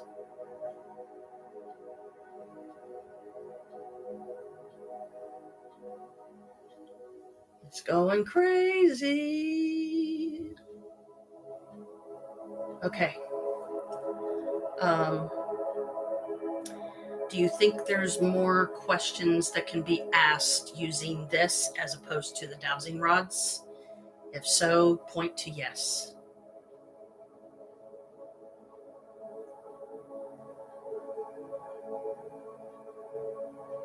It's pointing towards the yes at the top. I mean, look at this thing. It's swinging. I'm not moving. You can tell I'm not moving. Okay. So you're currently east of me.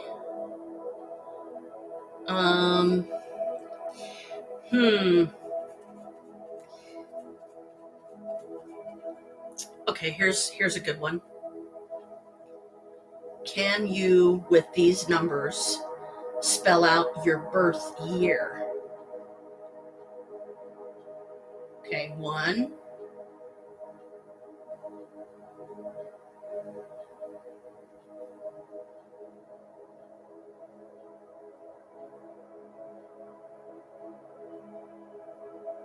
9. Okay, 9. Okay. 5. 1995. Your birth year is 1995. So you're 2 years older than my daughter. Okay. That's no,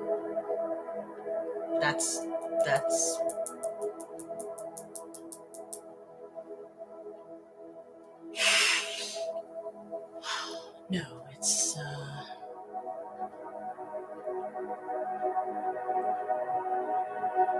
I'm kind of at a loss for words right now. It's been a very interesting Yule, let me say that.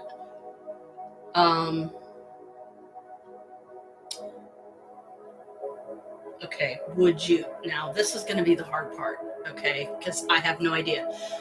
Brooke, would you help with this part of the experiment?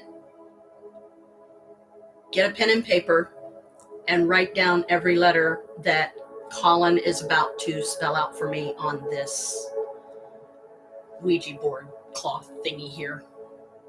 Can you do that? Okay, let me know when you have the pen and paper or pencil, whatever's handy, because what's going to make it difficult for me is I'm not going to be able to determine what he's trying to spell out. All I can do is say each letter, because if I write down each letter, it's going to take longer.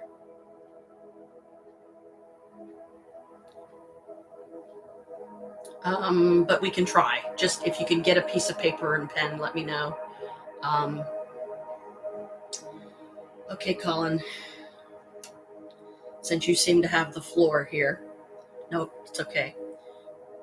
Are there some things you would like to spell out using this pendulum? And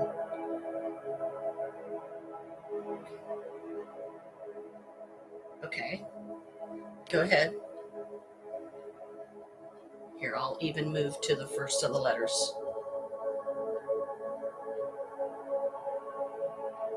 Okay, so not A. How about B? Nope. How about C? Nope. D, E, F, G, H, I, okay, okay, U, I, what? Help guide my arm where you want me to move. A, I, A, okay. What's the next one? See, this is hard because I can't get close enough to it. Hang on. Okay, are you trying to say I am? Okay, you are what?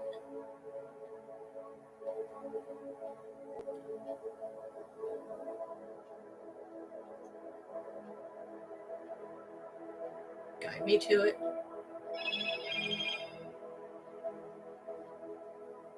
I am H, I, G, H. Okay. You're high. Congrats. I have very little left myself. And I have no connections, and I'm sorry, but it gets really tiresome with my arm trying to, okay, you're high. Okay, I wish I was. What else would you like to say? Point to the next letter.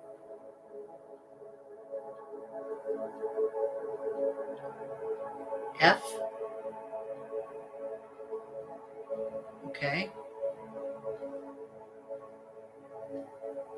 What's the next letter? E.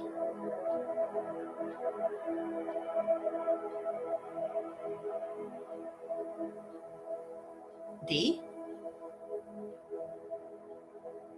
Fed. Fed what? Okay, I'm sorry. Here, let me go to the center. You are fed. What fed? Was there something else you wanted to say? You are fed. Point to the next letter.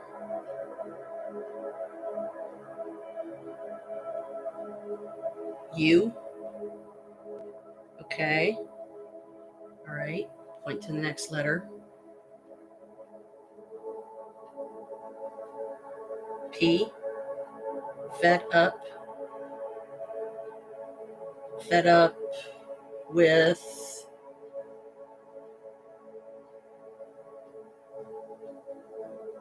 C. Okay. Go back to the center.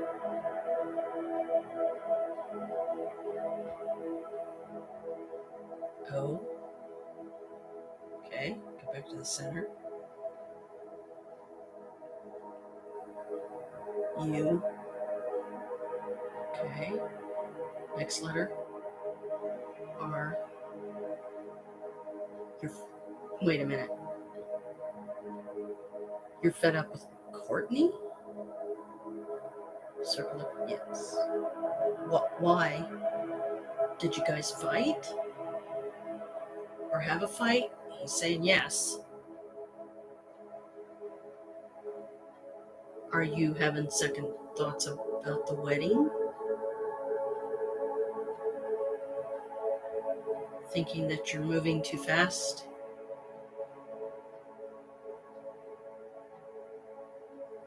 Okay.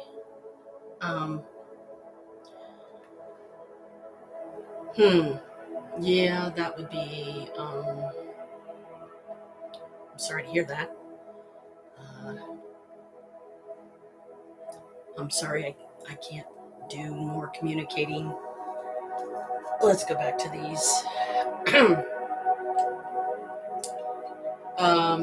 Okay, let me make sure I'm holding these right. Okay.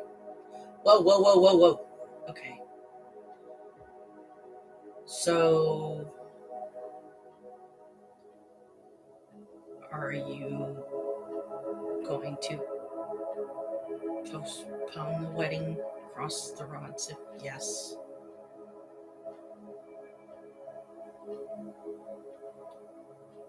Okay. Well, I'm sorry to hear that you guys are having trouble. It is very difficult.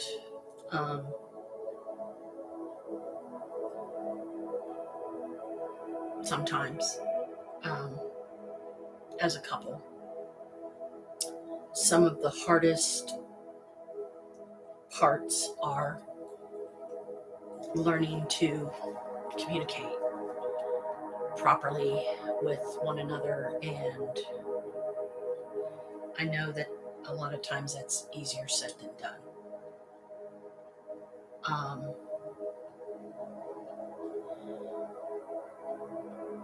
But their wedding is scheduled for February 18th, right? Let him confirm it here. Okay, your wedding date is February 18th, right?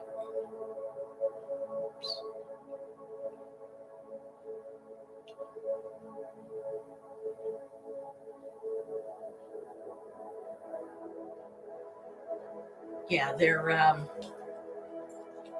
wedding date is February 18th. I'm not sure how I can help. I can give you advice on what I have felt, but I don't want it to seem like I'm dissing on Courtney, because I'm really not trying to. But she just seems like too much of a high maintenance girl to me. She's always, doing this with her hair, and I'm not saying she's a bad person, just that she's kind of full of herself a little bit, and bragging to all her friends, I'm sure, that, that you guys are engaged. And I wish I could be at the wedding, but on the same token, that's not very practical. So forgive me while I continue eating.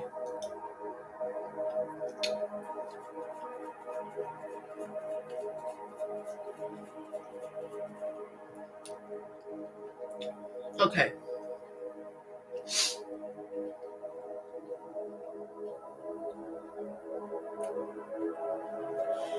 This is really hard.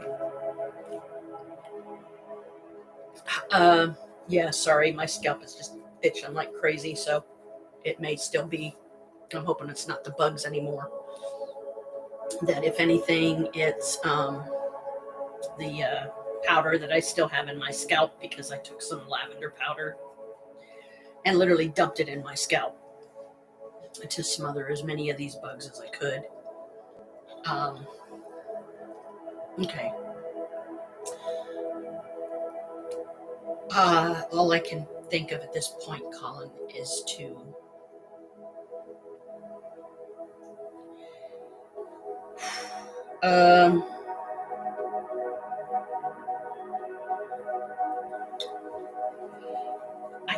I can tell you if you think this would help at all. Oh, darn it! I hate those. Daggum itching.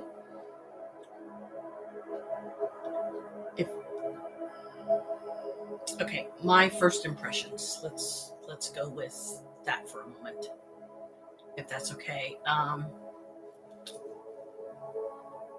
Yeah. Brooke was just saying it is very hard. Relationships are hard.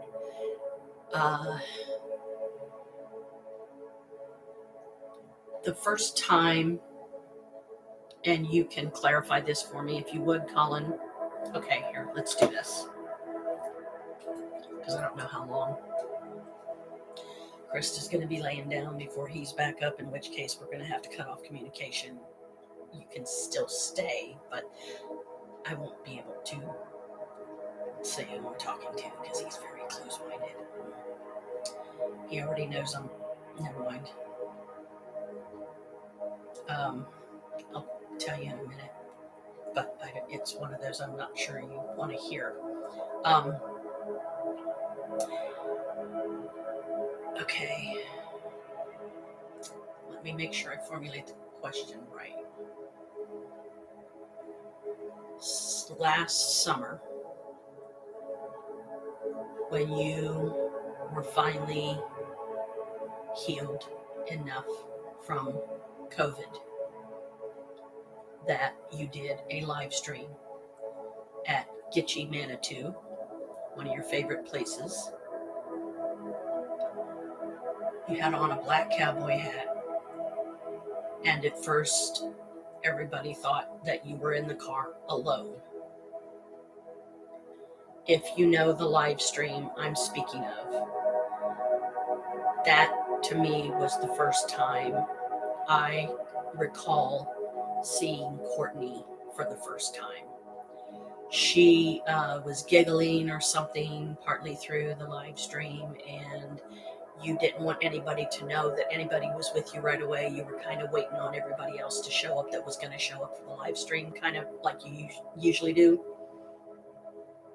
So here's my question and the verification I'm asking for, and this will further help our cause. The communication, so I know it's you. Forgive my skepticism, but you know I'm a Capricorn, so we're cautious by nature. We're going to be very guarded at first, but once we get to know you a little better as a person, then we open up if we feel like you're trustworthy enough. So, was that girl, Courtney, was she in the car with you?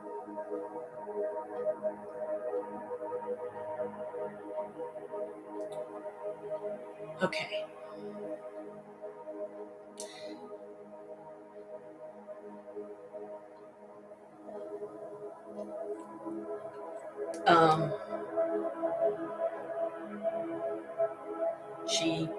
When you guys got to the ruins, okay. Sorry, my nose is itching. At one point, you sent her out alone outside the ruins for some reason. I forget exactly why. But I noticed, like, yeah, it's more of this daggum powder. I'm itching, I'm sweating, I've got powder in my scalp, trying to get rid of these damn bugs that I've been struggling with over a month now. And I definitely don't want them still in my head when Brooke is here on the 29th of this month. Yeah, not a good thing. So I don't want to give them to her. I don't want her taking them home to the boys. I don't want to give them to anybody, okay? I'm about this close to shaving my head right now. Her what you said in the car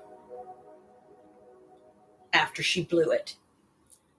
Meaning, just hear me out, that she made a noise. You didn't want anyone to know that she was in the car right then. Okay. Oh, doggone it. My nose won't quit itching now.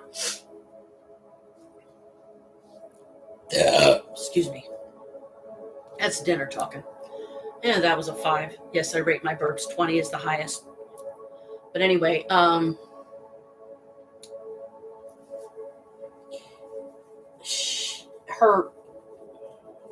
how do I say this?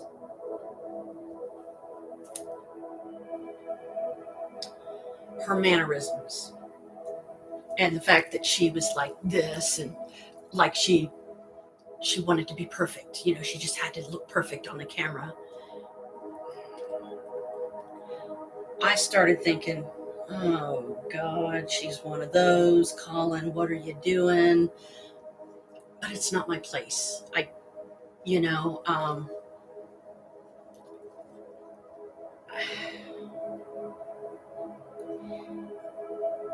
It has been my experience that every time I have been the fool rushing in, leaping before looking, getting involved too quickly, wearing my heart on my sleeve,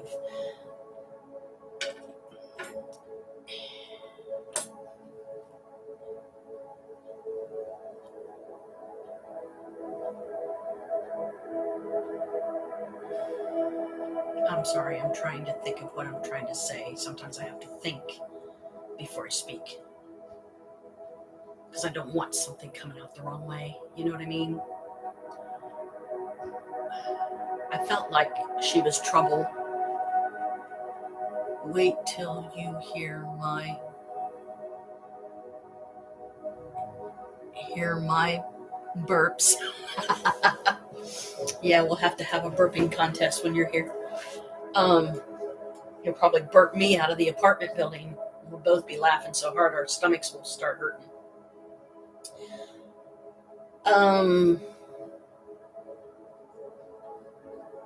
Every time that I have done things with the approach of fools rush in and leaping before I look and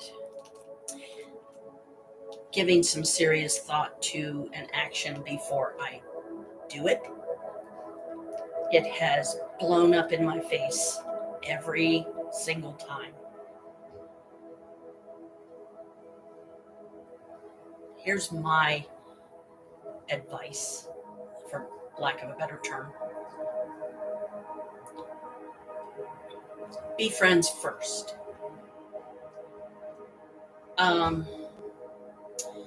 Get to know each other as individuals. Get to know each other as separate people. Because falling in love is easy. Staying in love, that's the real challenge, because marriage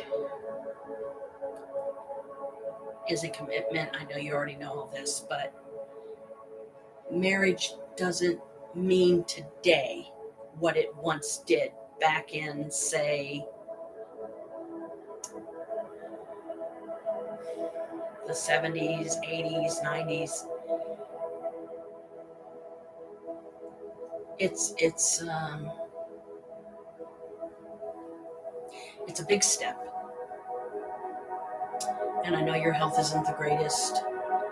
And I can completely understand that you want to experience what it's like to be married to somebody at least once. Because none of us knows really truly how long we have until our number's up and we're done. We have to give up the earthern body and go to whatever the equivalent of heaven is for us, or the good place, or whatever.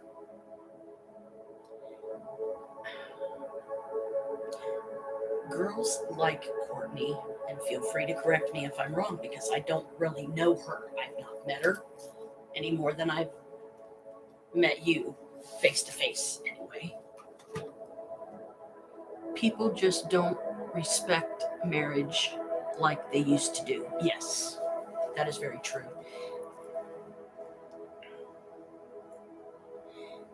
Before you take a step as serious as marriage, give yourself plenty of time to seriously think it through before you take that leap of faith, because undoing it is far more difficult than achieving it. I don't know what the laws are nowadays, if they still are the way I last remember them to be. If you get married to somebody, there is a certain window of time that you can have the marriage annulled, meaning you can have it canceled out. If you feel like, okay, maybe this wasn't the best idea, maybe I am jumping forward before looking, I'm leaping before looking. You don't know. I mean, I'm sure your health is quite the scare to you. Mine's not the greatest. I mean, look at me. I'm seriously overweight right now. I struggle with that daily.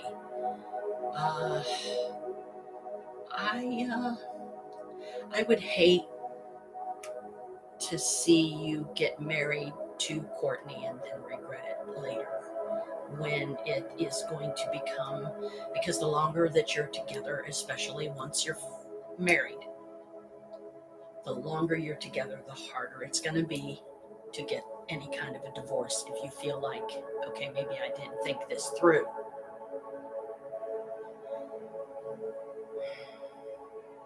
It's one thing to love somebody and to be in love with them, and you can't see living your life without them.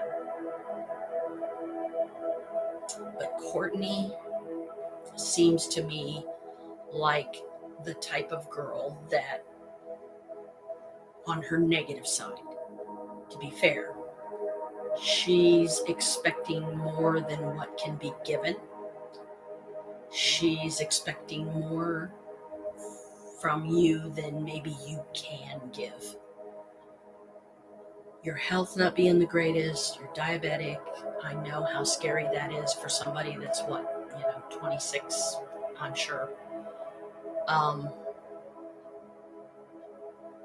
52, soon to be 53. January 9th is my birthday. And I'm pretty sure that I'm insulin resistant. I don't know that I'm diabetic. I don't think I am. I hope I'm not. But don't rush into marriage just because you're afraid if you don't do it now, you might not be here later.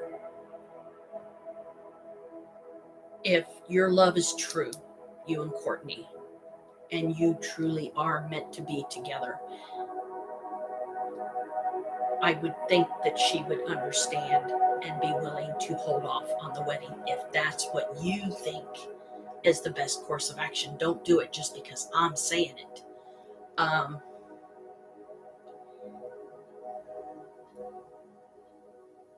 But you also got to think of things like, what are going to be the possible consequences?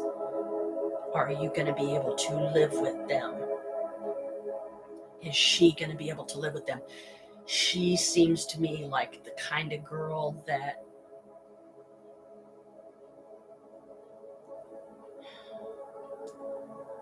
she wants to make a name for herself by being able to brag to the world that she's married to you. You may not view yourself as a celebrity, but you are. By all definition and purposes, you are.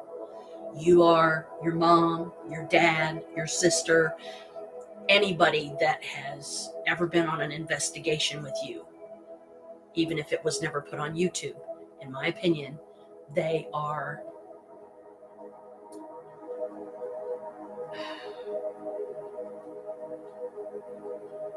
celebrities. I don't consider myself one. I've only got a handful of followers. Brooke Sutton, my lovely daughter-in-law here, being one of a handful. I think one of the tallies was like 10 at one point. I've got like 10 followers on this channel. I'm not sure about the other channel. I don't go on my Janelle Mabius one, but Janelle Mabius should be familiar to you because I am. You said my name at the numbers, I believe, were 10:49, 10 minutes and 49 seconds into the live stream, if I remember correctly. It was when you had COVID. You had on that white shirt that had that funky looking bird on it. You know the one I'm talking about? You were talking to people on the live stream. I was there for that live stream, and you said my name, and I started crying just because you said my name during a live stream, even if it was only once. And I was like, he said my name, and I started crying.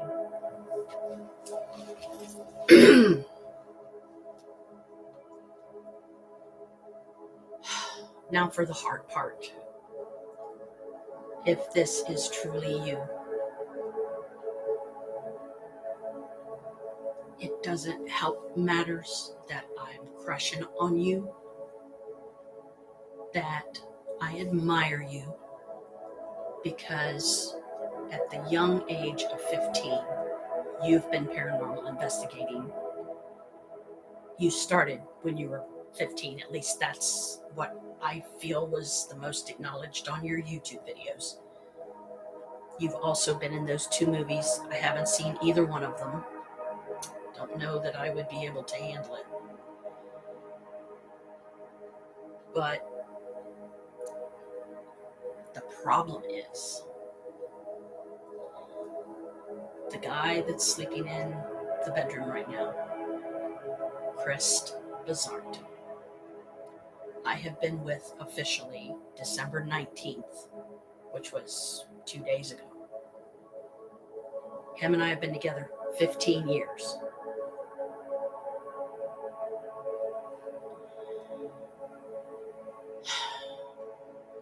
I don't know if it's a Capricorn thing.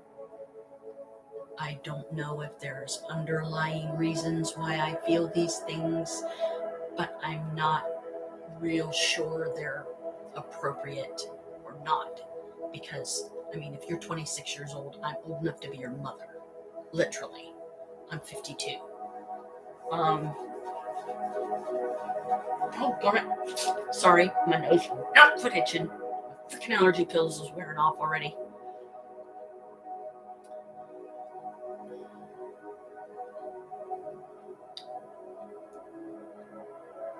I don't know exactly. Colin was just asking me, how long have you had a crush on me? I'm just curious. Let's see, you're 26, probably. I'm trying to be accurate here. Was there a particular YouTube video that those feelings I started noticing?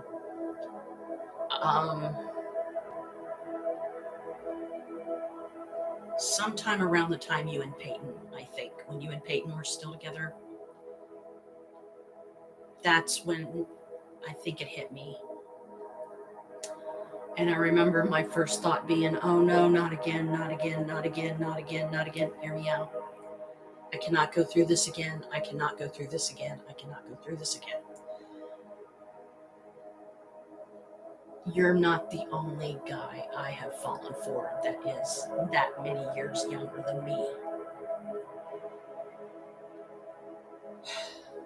First, it started out, to be honest and fair, with Rupert Grint, who plays Ron Weasley in the Harry Potter films.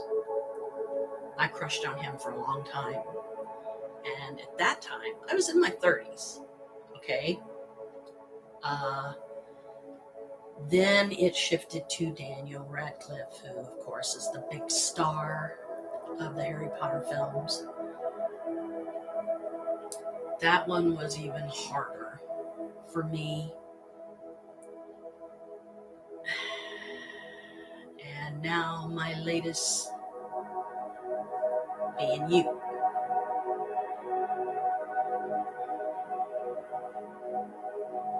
first time I heard some of your music on SoundCloud, I don't remember exactly what song it was I heard first, but I almost cried again because your music speaks to my soul. That's a big deal. I am very musically inclined. I'm very musically driven. I've never produced any songs or anything myself, and I doubt that I ever will. But even though there's a degree of darkness to a lot of your music, it reflects the darkness within my own soul. Now, I can't sit here and realistically say that I suffer from clinical depression. And why I say that is because a lot of people I love and care about, they also suffer from depression, different degrees of depression. Clinical depression being among the highest. I don't know if you're considered clinically depressed or not. I just know by terminology, that's pretty high on the list, and it's not a good thing. The way I understand it, there are days when you feel on top of the world. You feel like you can literally conquer anything. You can climb any mountain. You can swim across any sea. Wouldn't be nothing for you. Easy peasy walk in the park. And then there's other times when you get so overly focused on the negative and so focused on death.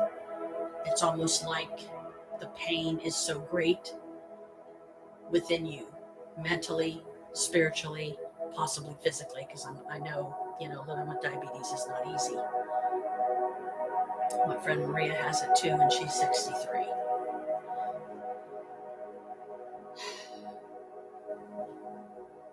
I remember an interview that I saw with you once on YouTube that said you were always thinking about death a lot. You were depressed a lot. You have been haunted since you were walking and talking and could comprehend speech. You and your sister both in the one house that you used to own with your mom and dad that you guys ended up moving out of and all that. I saw your YouTube videos about your whole family's haunted. Oh, yes. Thank you for that. I almost missed that one. Well, it's only after 8 o'clock here, so technically it's not your birthday now, but Brooke is saying happy birthday, Colin. Wait for me. It is 22nd of December. Well, for me, yeah. Because she's in England, so she's 4 hours ahead. It's like midnight there, so yeah. Literally, it's December 22nd where she's at right now. But yes, happy early birthday. Wish you were here. I know, but I mean, he's like, I am here, Colin. I mean, it would have been nice to be able to meet you face to face on your birthday, but that's not very plausible, is it?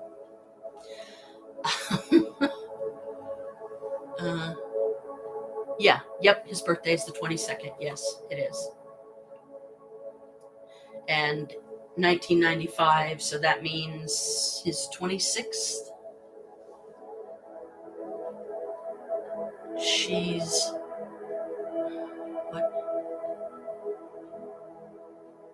Oh, 5 hours ahead. Okay, so it's after 1 there. Oh gosh, I'm sorry. So yeah, happy birthday from her. Happy early birthday from me. I hope you have a good one. I'm sure you will. Wish I could be there. Wish I could meet you and your family face to face. And yes, I would be willing to tolerate Courtney, and I would try to be civil to her, but I have to be honest. In my head, I'd be like, Colin, are you sure this is the one that you want to? Oh, 1996. Okay.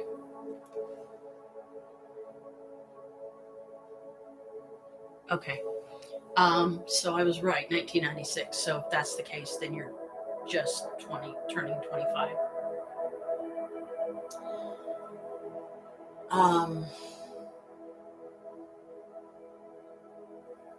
Because it's not that this can't be undone. If you marry her and then decide this wasn't a good idea, I mean,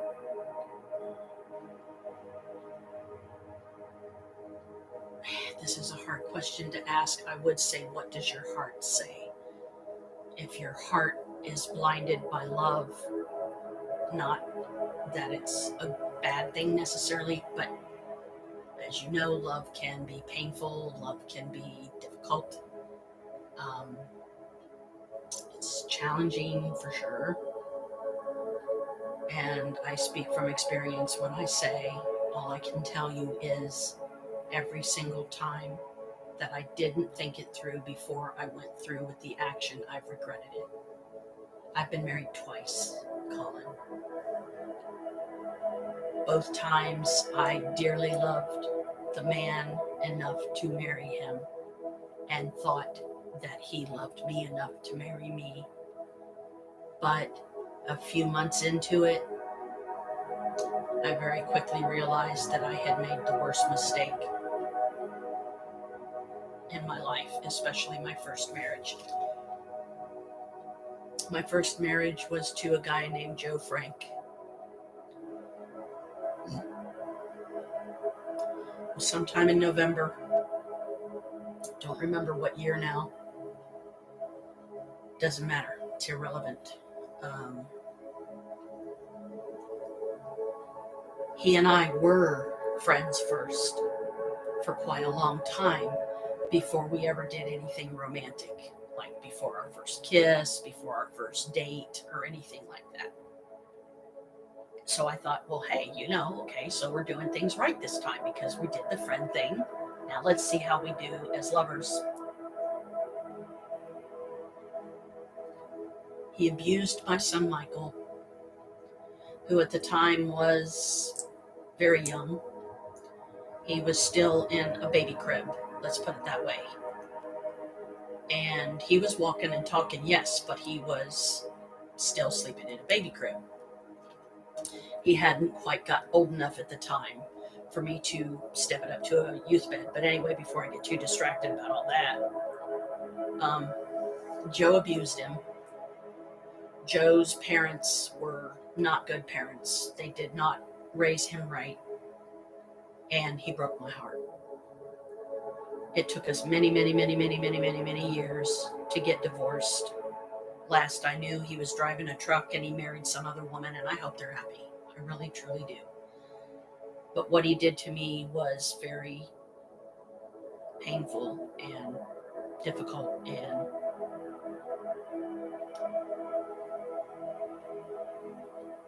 my second marriage was to my only daughter. Don't take this the wrong way, Brooke. My biological daughter, Alicia, her dad. His name's Adam Feinstein. He was my second marriage. And we were together 4 years, and only 2 of the 4 were we married. He broke my heart too. I won't go into the details, but I've been married twice, and both times my heart got broke. I got left by the wayside, and I deeply regretted ever marrying them. I know that the invitations have already gone out. I envy and am jealous of every person that's going to be able to physically be at your wedding. And I'm not one of them. I don't have the money to travel. Don't have the time. I have a lot of work to do myself. I have to continue helping my mom unpack and get settled in the new place.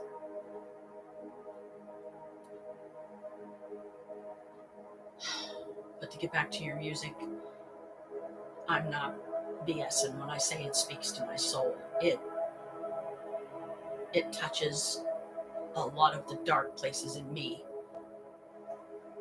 Different experiences I've had, different people that have broken my heart, people that I became obsessed with, and all it did was get me hurt.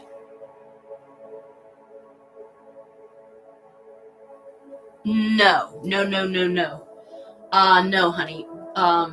Michael's dad's name is, his actual name on his birth certificate was Edwin, Edwin, Edwin Gerald, Garold, Gurney, Gurney. But he preferred to go by Gary Gurney. So he liked everybody to call him Gary, and that was what I called him. So no, Adam was not Michael's dad. Alicia is the only child between me and Adam. All three of my boys have different dads. Michael's dad is Gary Gurney. David's dad is David Allen Warner Jr. And Rupert's dad was, I say was because I hope the SOB is dead, Joseph Payne, Payne, who I call Mr. Junkless, if you know what I mean, because he broke my heart too, and he was a Capricorn. So yeah, that was not a good thing. I'm not saying that all Capricorns would do that to each other, but I feel like if you and I were in the same room together face to face, it would be interesting to see what happened. I'm not saying anything would. Maybe it would simply be an acknowledgement of looking into each other's eyes and thusly seeing into each other's souls, and maybe then we would be able to make some connection that we haven't been able to make yet of why we're drawn together. What is the reason? And that's always the question, isn't it? What is the reason? Because not that it's a bad reason, but you still need to know what the reason. Joe Frank, I was talking about. No, he's not Michael's dad. Does Michael know about the Joe stuff? I think so. I think so, Brooke. Hang on, Colin. It's been a while since I've talked about Joe, but yeah, because he remembers Joe, because Joe was the one that put Michael in his crib in a dark bedroom and closed the door, and Michael was terrified. It traumatized him for, I couldn't even tell you how long. Michael was literally afraid of the dark. And it was because of what Joe did, because Joe and his family, they were not good people. He only had one brother, Mike Frank, that was the best one out of the whole bunch. The mother did not like me. Joe's mother did not like me. She was a fat slop job that had no looks about her whatsoever, and she had an even worse personality. I sadly don't have any pictures of Gary, Michael's dad, because if I did, I would definitely make sure that Michael got a copy of the picture, so he would at least have a picture of his dad. But Gary doesn't know about Michael, but Michael knows about his dad. Yeah, Joe, because he wasn't brought up right. Sorry, Colin. Because Joe wasn't brought up right, because his family is bad people, the kind you want to avoid at all costs. Joe would do stuff like, we had a floor fan at the residence that Joe and I shared after we got married. Because Michael had already been born, and everything. And no, Joe is not his dad. Gary Gurney is Michael's dad, his biological.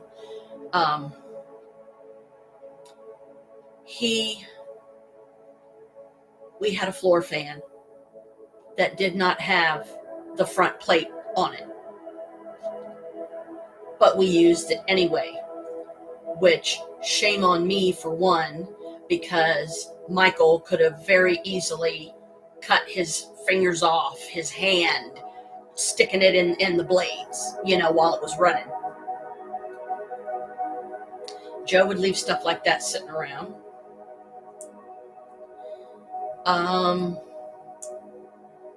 He ruined my car. I had a 1988 Chevy Malibu 4-door, beautiful aquamarine color, kinda like a blue-green. It was absolutely beautiful. And the son of a bitch stole it. Not only did he wreck and destroy it, but he drove off. He towed it away from the place that we lived at the time. And my brother watched him do it and didn't even try to stop him. Didn't even so much as give me a phone call or nothing. He just watched Joe drive off with my car because I wasn't there, so there was no way I could stop him. And Joe had no right. But that was Joe's pattern, see? That's how he would get at the women that did him wrong. He would take their car and leave them carless. But how he ruined mine. He had Michael and myself in the car at the time. It was the middle of winter. There was snow and ice all over the place, which those are dangerous conditions right there alone. And hang on a minute, Colin, you might want to sit down if you don't mind hanging out for a little bit. If you got to go, I understand. I don't want you to feel like I'm forcing you to stay, because I know you're in the middle of an investigation or whatever you're planning on doing for your birthday tomorrow. My time tomorrow, because it's only 8:30, so 8:30 my time, Eastern Standard. She's 5 years. Listen to me. 5 hours ahead of us. But anyway, because this is going to be a minute to explain, but Brooke's part of the family now, so she needs to know these things, to know what she's getting herself into, which she already does, but still, it's family history, that's going to come out sooner or later anyway. And, okay, so we were out driving one day in the middle of winter, Joe and I.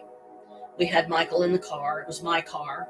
I was letting Joe drive it, which now I regret to this day that I did, because I would have probably still had that car. And I would have been able to go to cruise-ins with it and everything, because it was a 1988. It was old enough, even then, that I could go to a cruise-in and be completely accepted.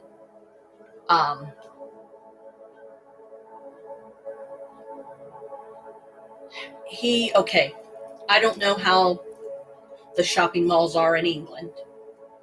So what I'm talking about is the parking lots, okay? How big they are, where a lot of your parking is, and stuff like that. But here in the States, when we have shopping malls or strip stores where there's like a chain of stores, and they can go like, they're usually the shape of an L. A lot of them will go like this and then like this. But it all depends on the, location. But anyway, they have these long concrete, Colin would know what I'm talking about, these long concrete freestanding areas in some of these big parking lots around some of the stores and malls and stuff here in the States. And they are every bit, that thick, concrete, solid concrete. They're long, they're rounded on the ends, but other than that, they're long, and usually maybe in the neighborhood of about that wide, sometimes wider. It all depends on the company and the stores there and how wide they wanted it to be, and so on and so forth. Well, Joe, at 35 miles an hour plus, drove over one of those freestanding concrete pieces in the middle of the parking lot and almost killed all of us. That's the kind of wackadoodle he was. And when he did that, he busted up something under the car to where it was never going to be drivable again. He took it for spite. And to be an ass. And that was his pattern. Whenever a woman would do what he felt would do him wrong, like he wasn't, didn't have, have a part in it, she's the one that did him wrong, he would take their car.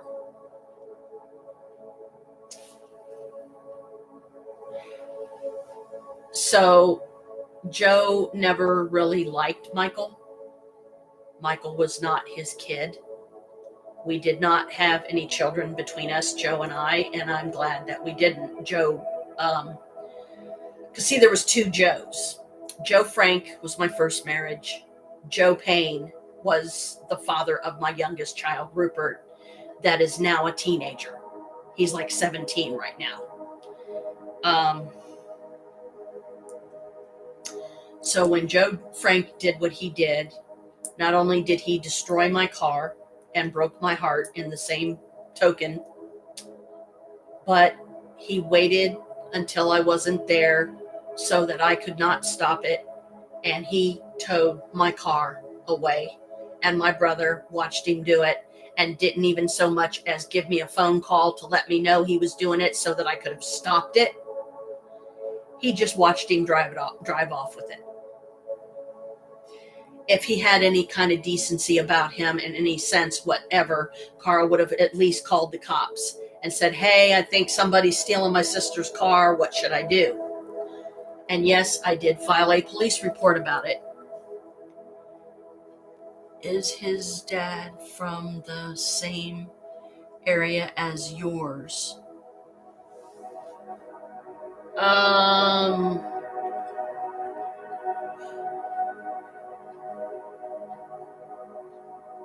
I'm not sure. Like my dad, my biological dad he was more German than anything else, but he spoke perfect English,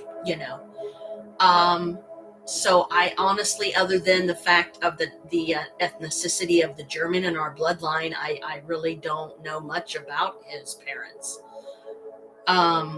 But if you're meaning the father of one of my kids, every single one of them, all I can say is every single one of them broke my heart. Gary was the first. I don't know where Gary was primarily from.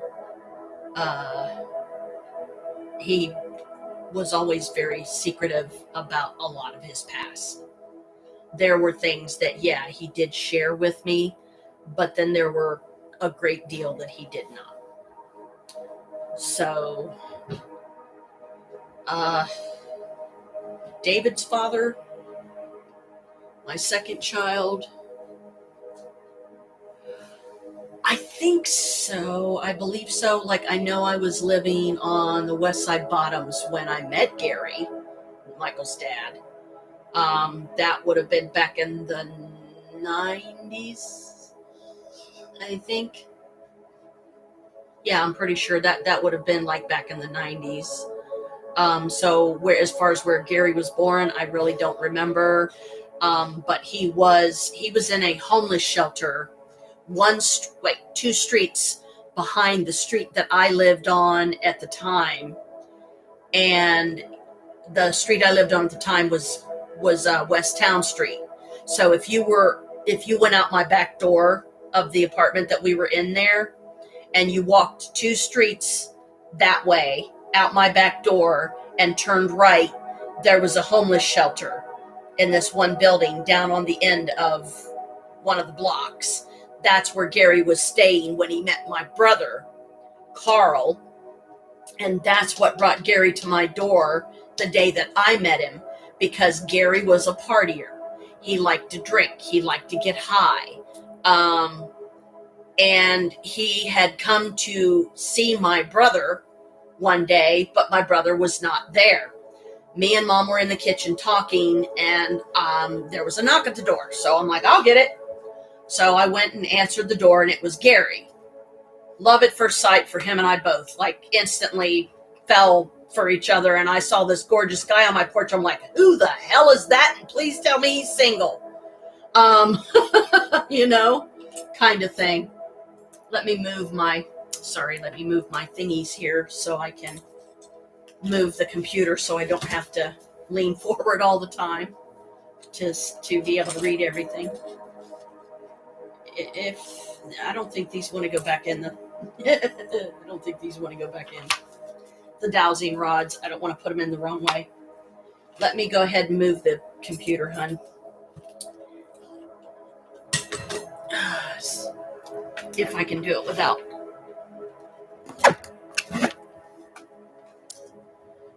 Okay, there we go.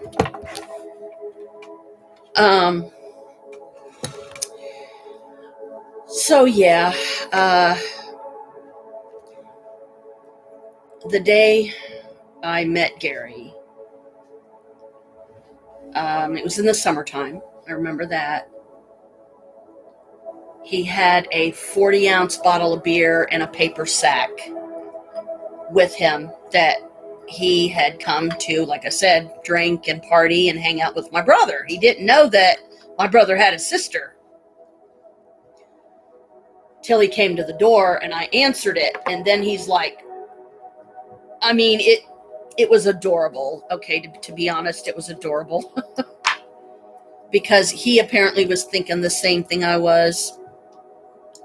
That as soon as he laid eyes on me and I laid eyes on him, like I said, it was like love at first sight for both of us.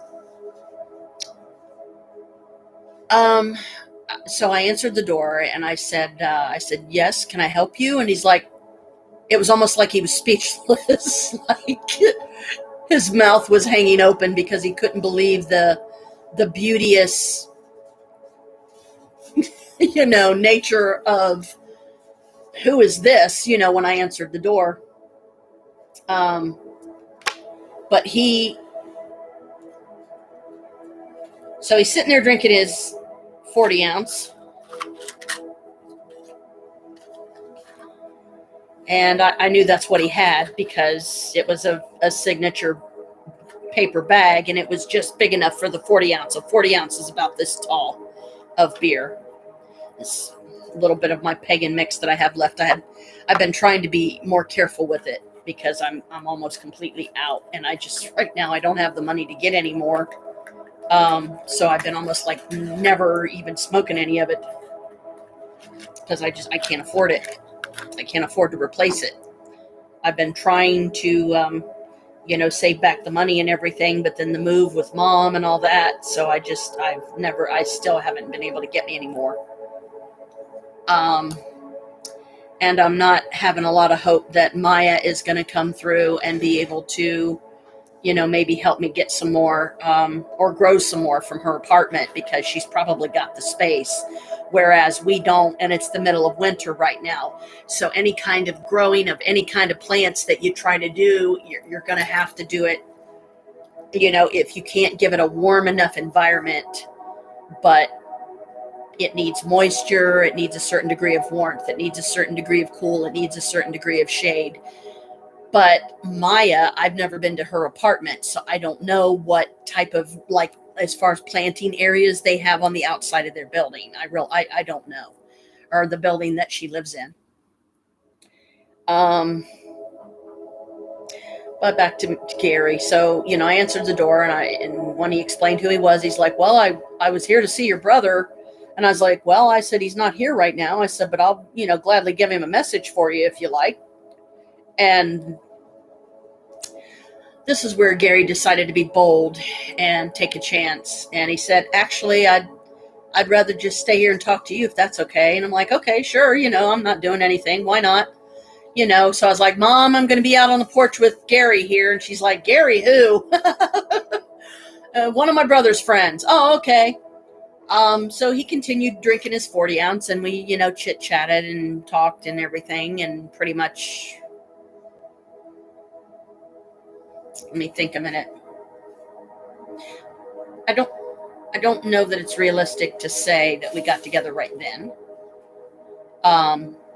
But it was not too long after. It was shortly after, like within a couple of days or something like that. Because once I found out that he was at the shelter that was 2 streets behind my house, and now that he had met me, suddenly Carl didn't matter to him anymore, and he would just come over every day to see me. And it just kind of went from there, I guess, long story short. But Gary, he had some secrets of his own. He had a dark side. We all do. His dark side had a name, that name being James. His dark side was a warlock, and I say that pointedly because he did dark magic. He messed around with the kind of stuff that I would never recommend anybody mess around with. If you don't know what you're doing and you start dabbling in the dark arts, you're gonna pay dearly for it, and usually it costs you your soul. It's not worth your soul. It's never worth your soul. Never, never, never, never.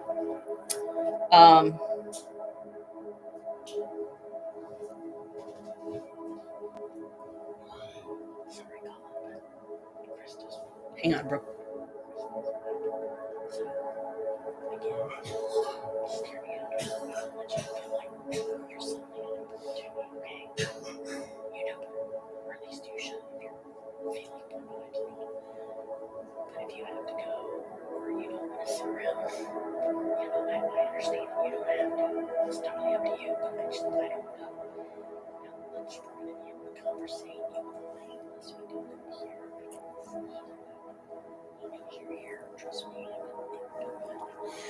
Okay, I'm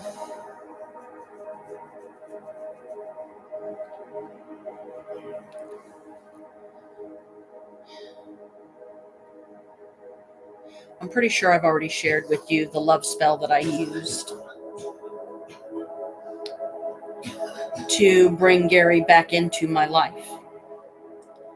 Because the first time I met him, he was only in town for a short time and he left, and I think we broke up before he left.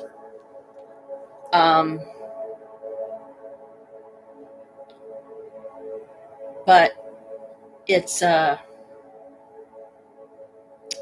can't even remember the name of the spell, but I know it word for word, and you can go back in some of my other YouTube videos. I'm pretty sure I mentioned it. But anyway, Gary, his dark side was also his magical side. Not that he didn't know good magic, not that he wouldn't perform good magic if given the right reason, but what is a right reason to do a dark spell? There's usually no good reason to do a dark spell, in my opinion, because the intent is too sinister and too negative. So Gary had an ability that I myself have never learned. He could take a regular playing deck of cards and use it as a tarot deck. He made a prediction one time while sitting at my mom's kitchen table when we lived over there on 536 West Town Street, where we lived when I met Gary. He predicted that we were going to have a son. And, well, here we are. Okay? Michael's obviously here.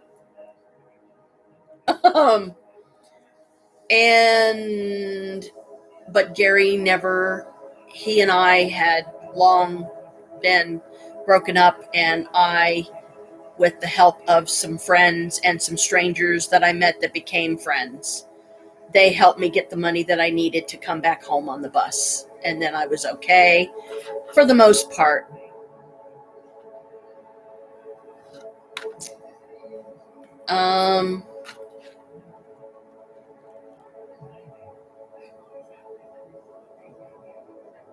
Why did I put 12/2? Oh, it probably was December 2nd when I did that. I just realized that I have a couple of Post-its here on the computer, on my Chromebook, that has Colin and Courtney's wedding date on it. So as soon as I knew what the wedding date was, I wrote it down just to remember it, I guess, or whatever. But Gary never knew about Michael, and Michael never got to meet his dad. Part of me is glad that he didn't, because Gary wasn't, he had his good points, but he had some equal bad points. He had some dishonesty and deception about him.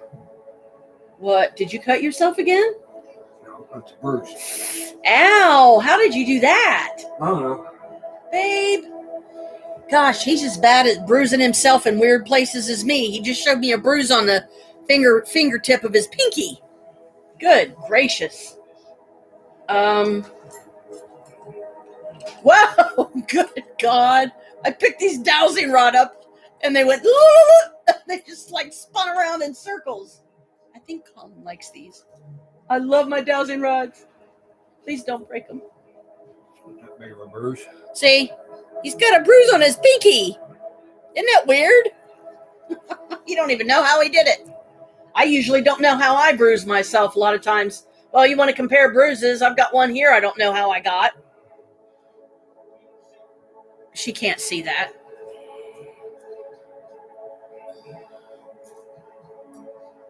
When I'm working, I have a tendency to hurt myself and don't notice. Yeah, he does. He has a bad habit of hurting himself. I mean, a lot of bruises that I get, I don't know how I got them. I'm like, how the hell did I get that? But anyway, Gary, he really hurt me. And I really loved him. Just like I loved every one of the men of every one of my kids. I loved them completely. I loved them fully, body, mind, and spirit. And look what it cost me. Heartbreak after heartbreak after heartbreak. And some days it feels like I'm still trying to recuperate from it all. And don't know that I ever will.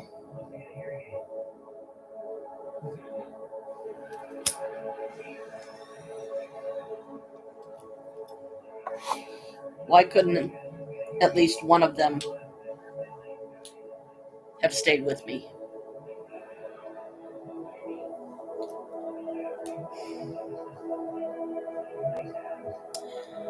But it wasn't meant to be, and I'm a different person now. I'm definitely not the same person that they hurt all those years ago, but for me, the hurt never truly, completely goes away. There's been far too many times when I felt like it had, but when I get hurt deeply. It goes right along the lines of my deep sensitivity that a lot of people around here can't handle, and they have hurt me greatly because of some of the ways they've done things and said things, and even though their intentions sometimes were good, it still hurt me.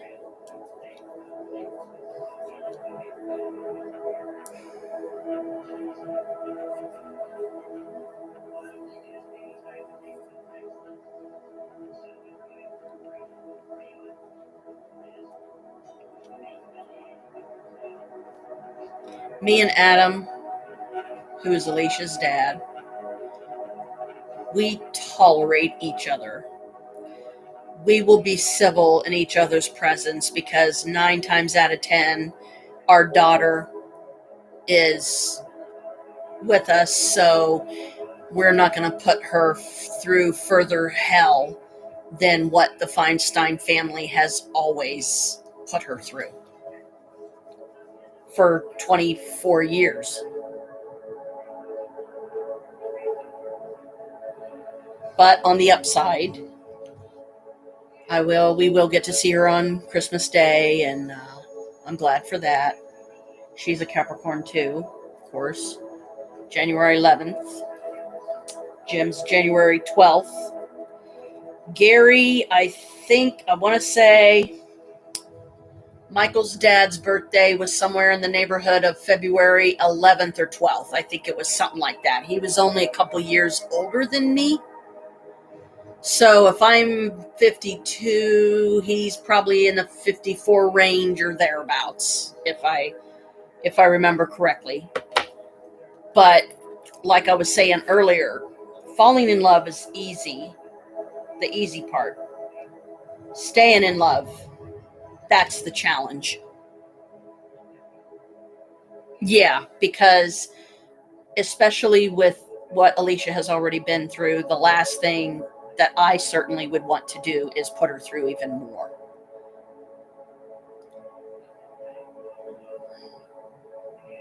So when she does things like she did today and surprised me the way she did and made my Yule when she did,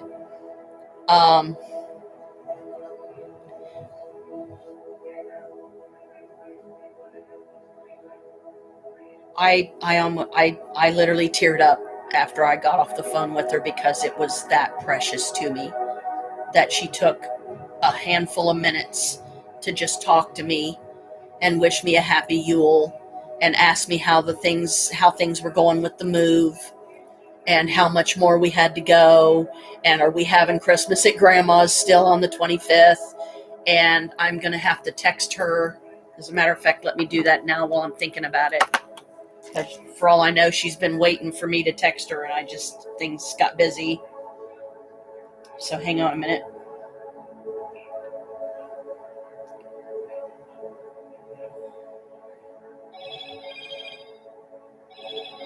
Come on. Okay, what am I doing? All right. Oh, whoops. Wait, I did that wrong. Okay, first I gotta wait. What am I doing? I don't know what I'm doing. Okay. Here she is. Message. Sometimes this thing registers the first time I hit it, other times it don't. Okay.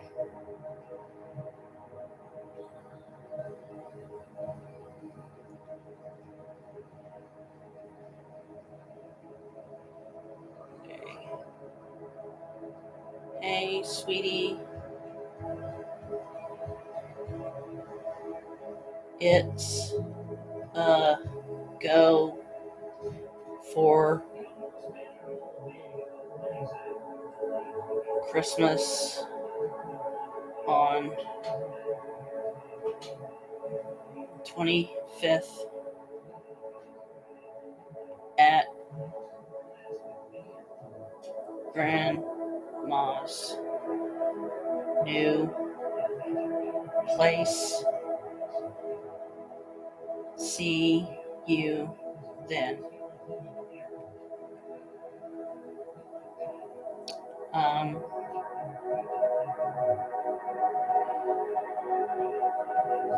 Will remind GM or Grandma you will be there around 1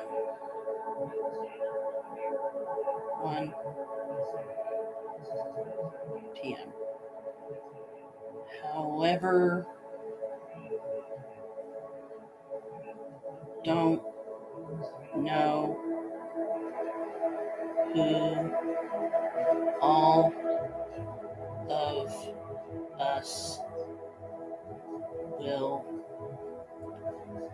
have gifts for you or anyone that's gonna be there. Carl will not be.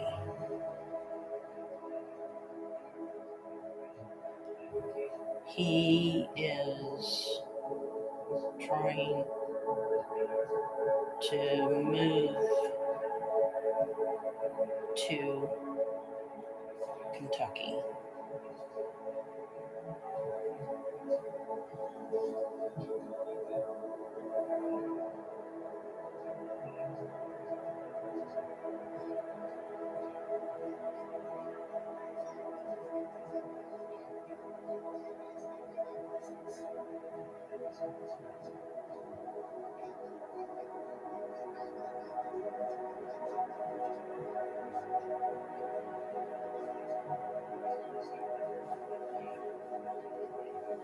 Didn't mean to type quite a long message like that to her, but she'll understand.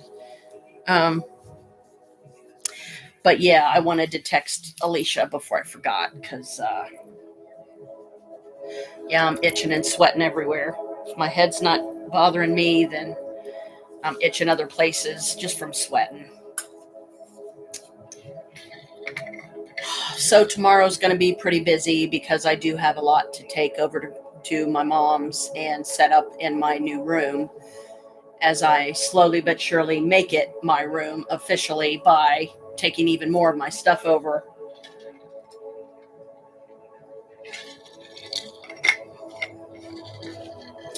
Which will mostly be essentials like, a couple of outfits. So, because I've got a crap ton of clothes here. Some magical items that I'm going to take over there and leave because nobody will have a reason to go in my room, least of all Jim. I may end up, at least for the time being, taking one of my fleece blankets and try to find a way to tack it up to the little area that's the doorway between the first half of my room and the second half. Because the reason why I say 3 bedrooms upstairs, I don't know how well you would be able to see them, but I took these pictures earlier so I could show Mom. Okay, which one do I want to show first? Okay. Sometimes this phone, it don't like to, come on. Okay, I don't know how well you can see it, but that's the first section you go through that is designated my room. And as you can see, there's a bunch of boxes and stuff there right now because that's being used for storage. Ah! Dang it. Okay.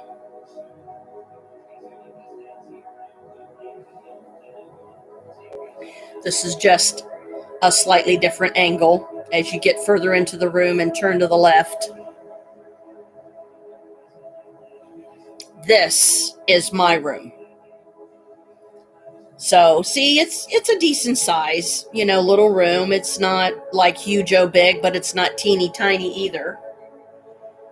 And this is the little room that's off my room that Jim needs to, or I'm going to take one of my fleece blankets over and tack it up so I don't have to look at it, because these are the type of areas, especially in an attic bedroom like mine is, that spirits like to hang out in these little crawl spaces because they're spirits. So they don't need, it doesn't matter if they're a certain height or not, And I think that's all the pictures I have of that upstairs. Yeah. Oh, and I don't know how well you'll be able to see it, but this is Lacey in the pretty red dress that she designated to go with the shoes. The red shoes that she's wearing, that's the shoes I gave her. Yeah, she's really pretty. And the rooms, the rooms are nice. I really like them. I've always wanted an attic bedroom. Well, now I have one. It took me a long time. I cannot put these things down. Okay, let's be fair here. It's still Yule, so let's keep things interesting. Okay. Whoa. Will you guys give me a chance to ask a question first? Are there any other spirits here at this time that wish to be acknowledged?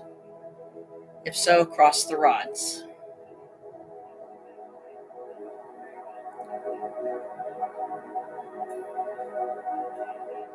Okay.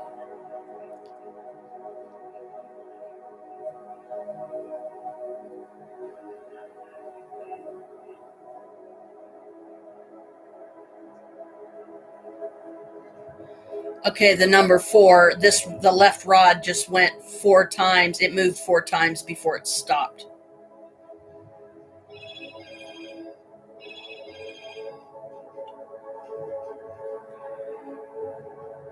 I'm trying to kind of back up because I don't want the rods to get... Okay, what are you... Okay, so there's other spirits here that wish to be acknowledged. I would say ask if you can give me a name, but that's not easily achieved with these.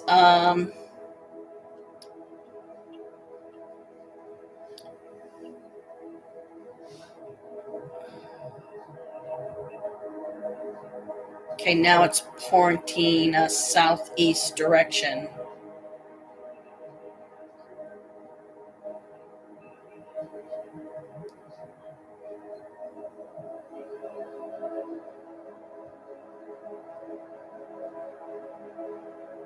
I don't know why they're doing that. I'm not moving.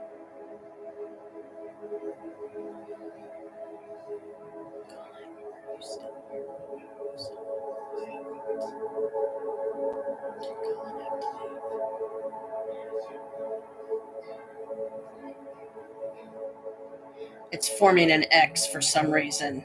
I don't know why. Is there a reason you're staying in the formation of an X?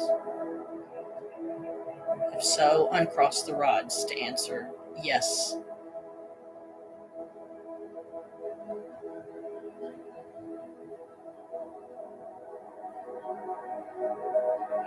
Okay. I had to put them down because my hand was going numb. Oh. So, okay, whatever spirit is here that wishes to be acknowledged that I have not acknowledged, you are being acknowledged. I'm sorry that you can't easily give me a name. Yeah, I suppose I could turn on the ghost app. Give any of them a reason or another outlet for how they can speak. Haven't done that in a while. Where's my ghost hand? It's probably going to be damn near all the way to the bottom. I went past it. Where did you go? There's the necrophonic app. There it is.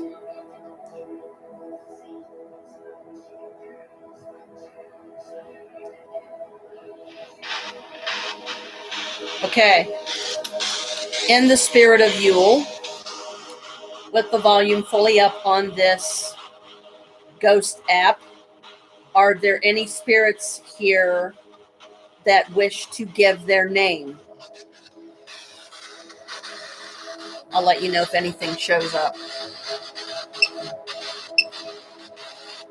Because see, remember, when it starts doing that cheep, cheep, that means the spirits are maybe trying to figure out who wants to speak. Because, I mean, it's Yule. It's already after... Oh. And especially when it starts going that crazy, there's a word or something about to form in this little window.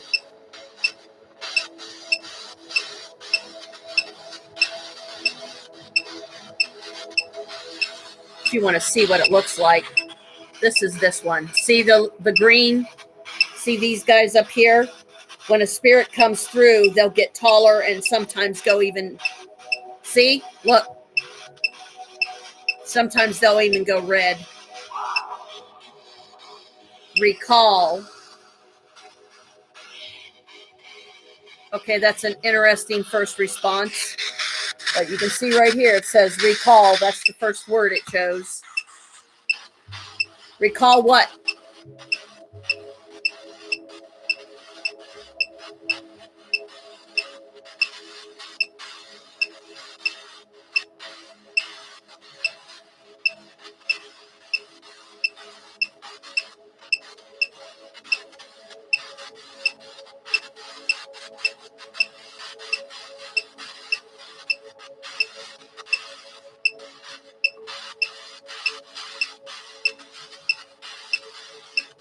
Recall what?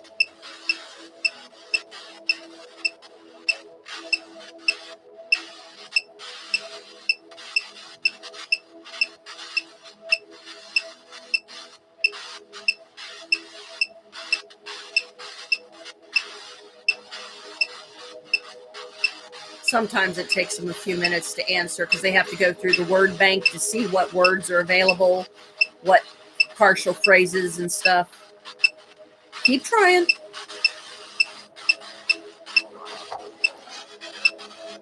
Below. Recall below. Continue.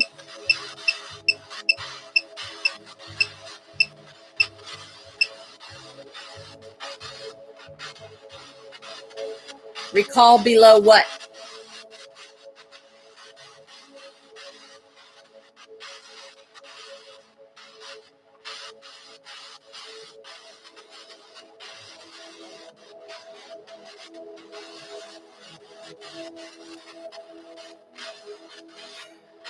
Colin, if you're still here, or our thoughts and energies are connected. I never got to tell you that I think you and I may have known each other in a past life where we were both shamans.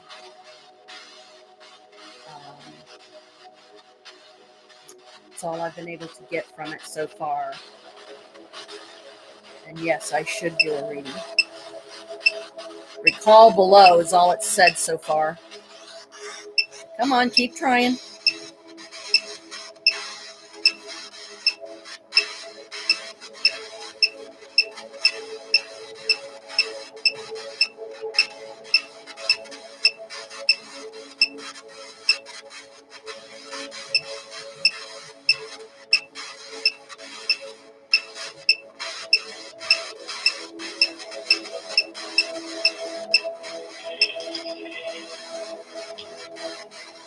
AIDS.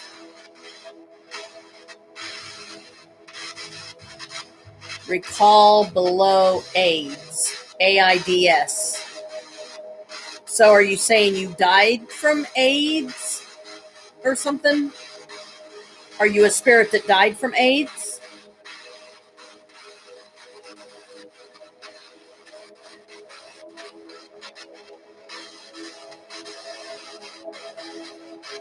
Or do you mean aid as in aid from a spirit?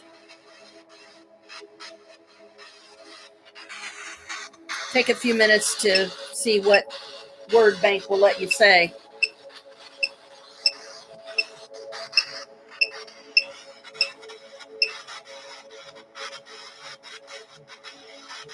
Because sometimes, too many try to come through and the message can get jumbled.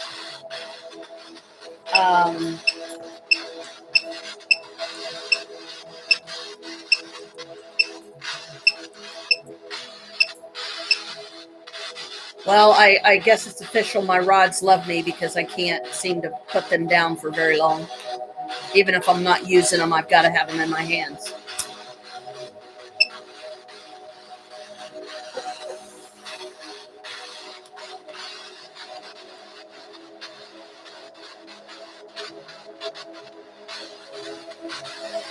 Sometimes you got to wait because usually as it changes, like as the phrase changes or the word changes, it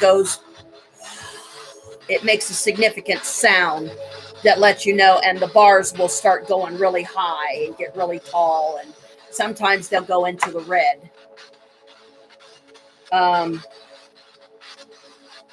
Sometimes it's difficult for them to answer because there's too many that's trying to speak at once. So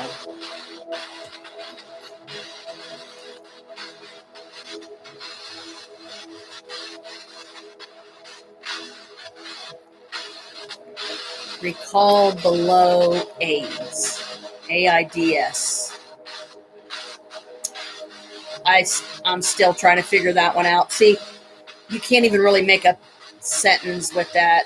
That's not a complete sentence. That's 3 words, So tomorrow will be, I will have to gauge what magical items I want to take over there, what bags to take them in.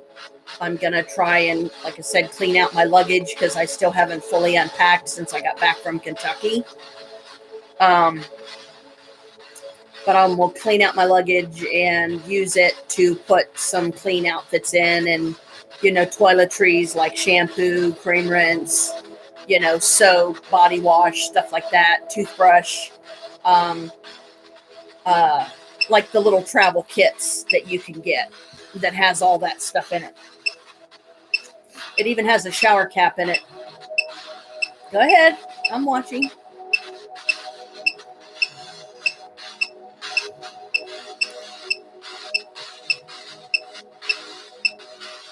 Come on, you can do it.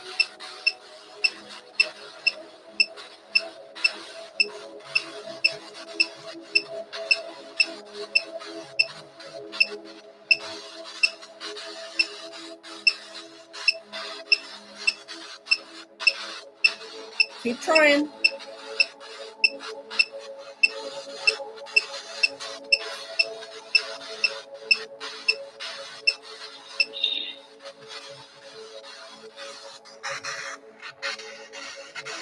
Zoo. Okay, so recall below AIDS and zoo.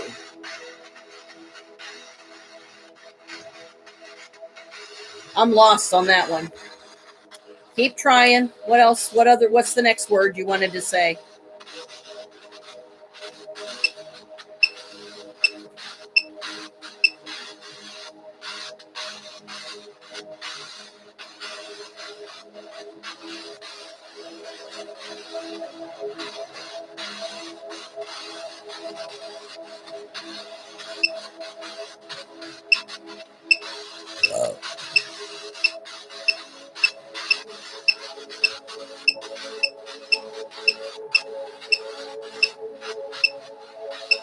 Keep trying.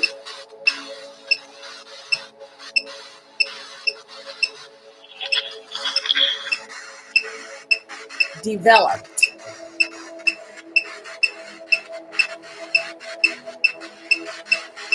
Whoa, these suckers are getting really tall now. They're actually going into the red. Go ahead.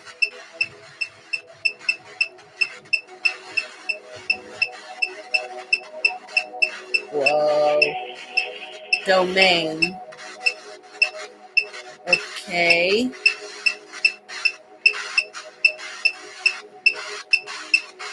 So you're from the zoo? That's your domain? The zoo? Whoa, this thing is going stupid!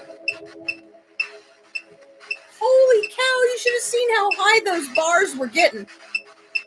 Oh, look, here it goes again. Okay, see if you can take the bars as high as you can take them and put them in the red. Challenge yourself.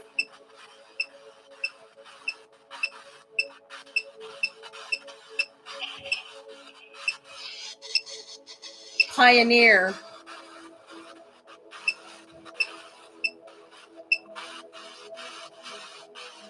Yep, I'm trying to get what you're saying.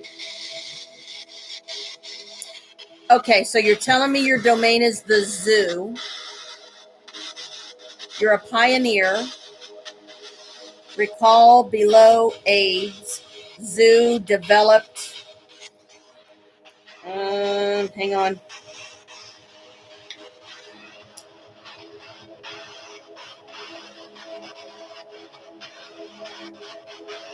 Recall below AIDS, zoo, developed, domain, and pioneer. That's the words that have come up so far. Anyway, now there was an incident below one time when I felt a very strong spirit presence come from the southwest corner of the basement.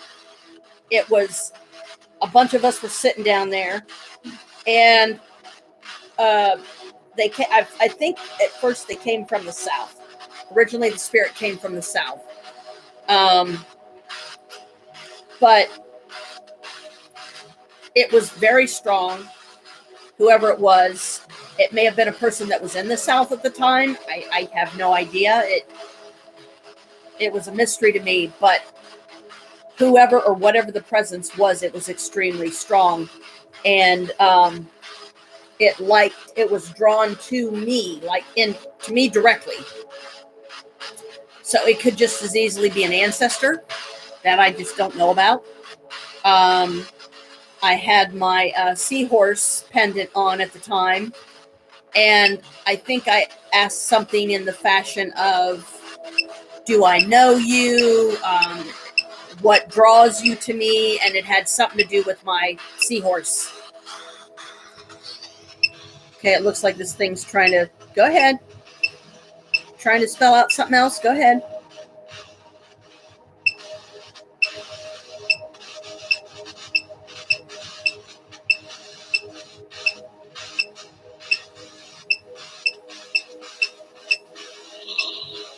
Coffin.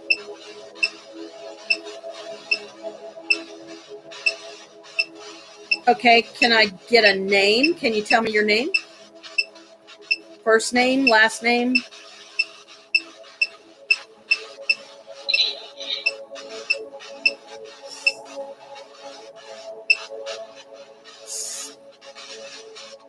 I'm not sure. SACRA and then a space RES. That's the word that it's spelled out just now, whatever that means. No clue.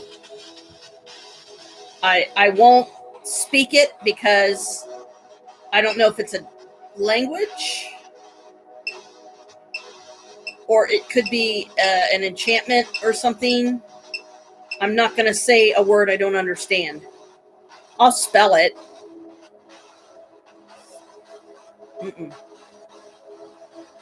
Nope. So that was interesting.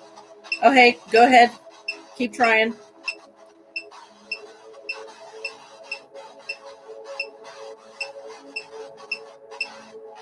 Somebody sure is trying to talk.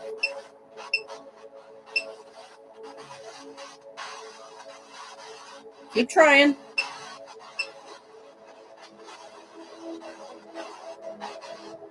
No clue. Okay, you take a few minutes. Yeah, it's when you have this app on, it's easy to get distracted and go, what was I saying? So forgive me for how many millions of times I end up doing that.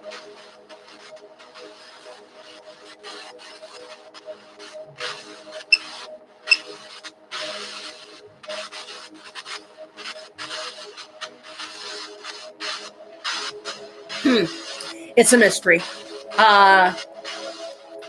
But I can always, that's what I like about this particular app, because I can always go back and write the words down in the order which they came and see if I can figure out what the message is or what it's trying to say, who the spirit is. Go ahead. I'm watching. It started spiking again.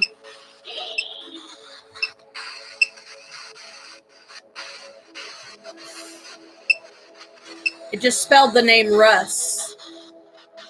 I knew a Russell Thompson. Is he dead or something? Is you talking about Russell Thompson, or is this another Russ? Because the only Russ I knew was Russell Thompson. And yeah, he's not on my favorite list. It's saying the name Russ, and I don't know I don't know anybody named Russ, except for the guy I just mentioned, if he's still alive. Okay, Russ, is there something else you'd like to say?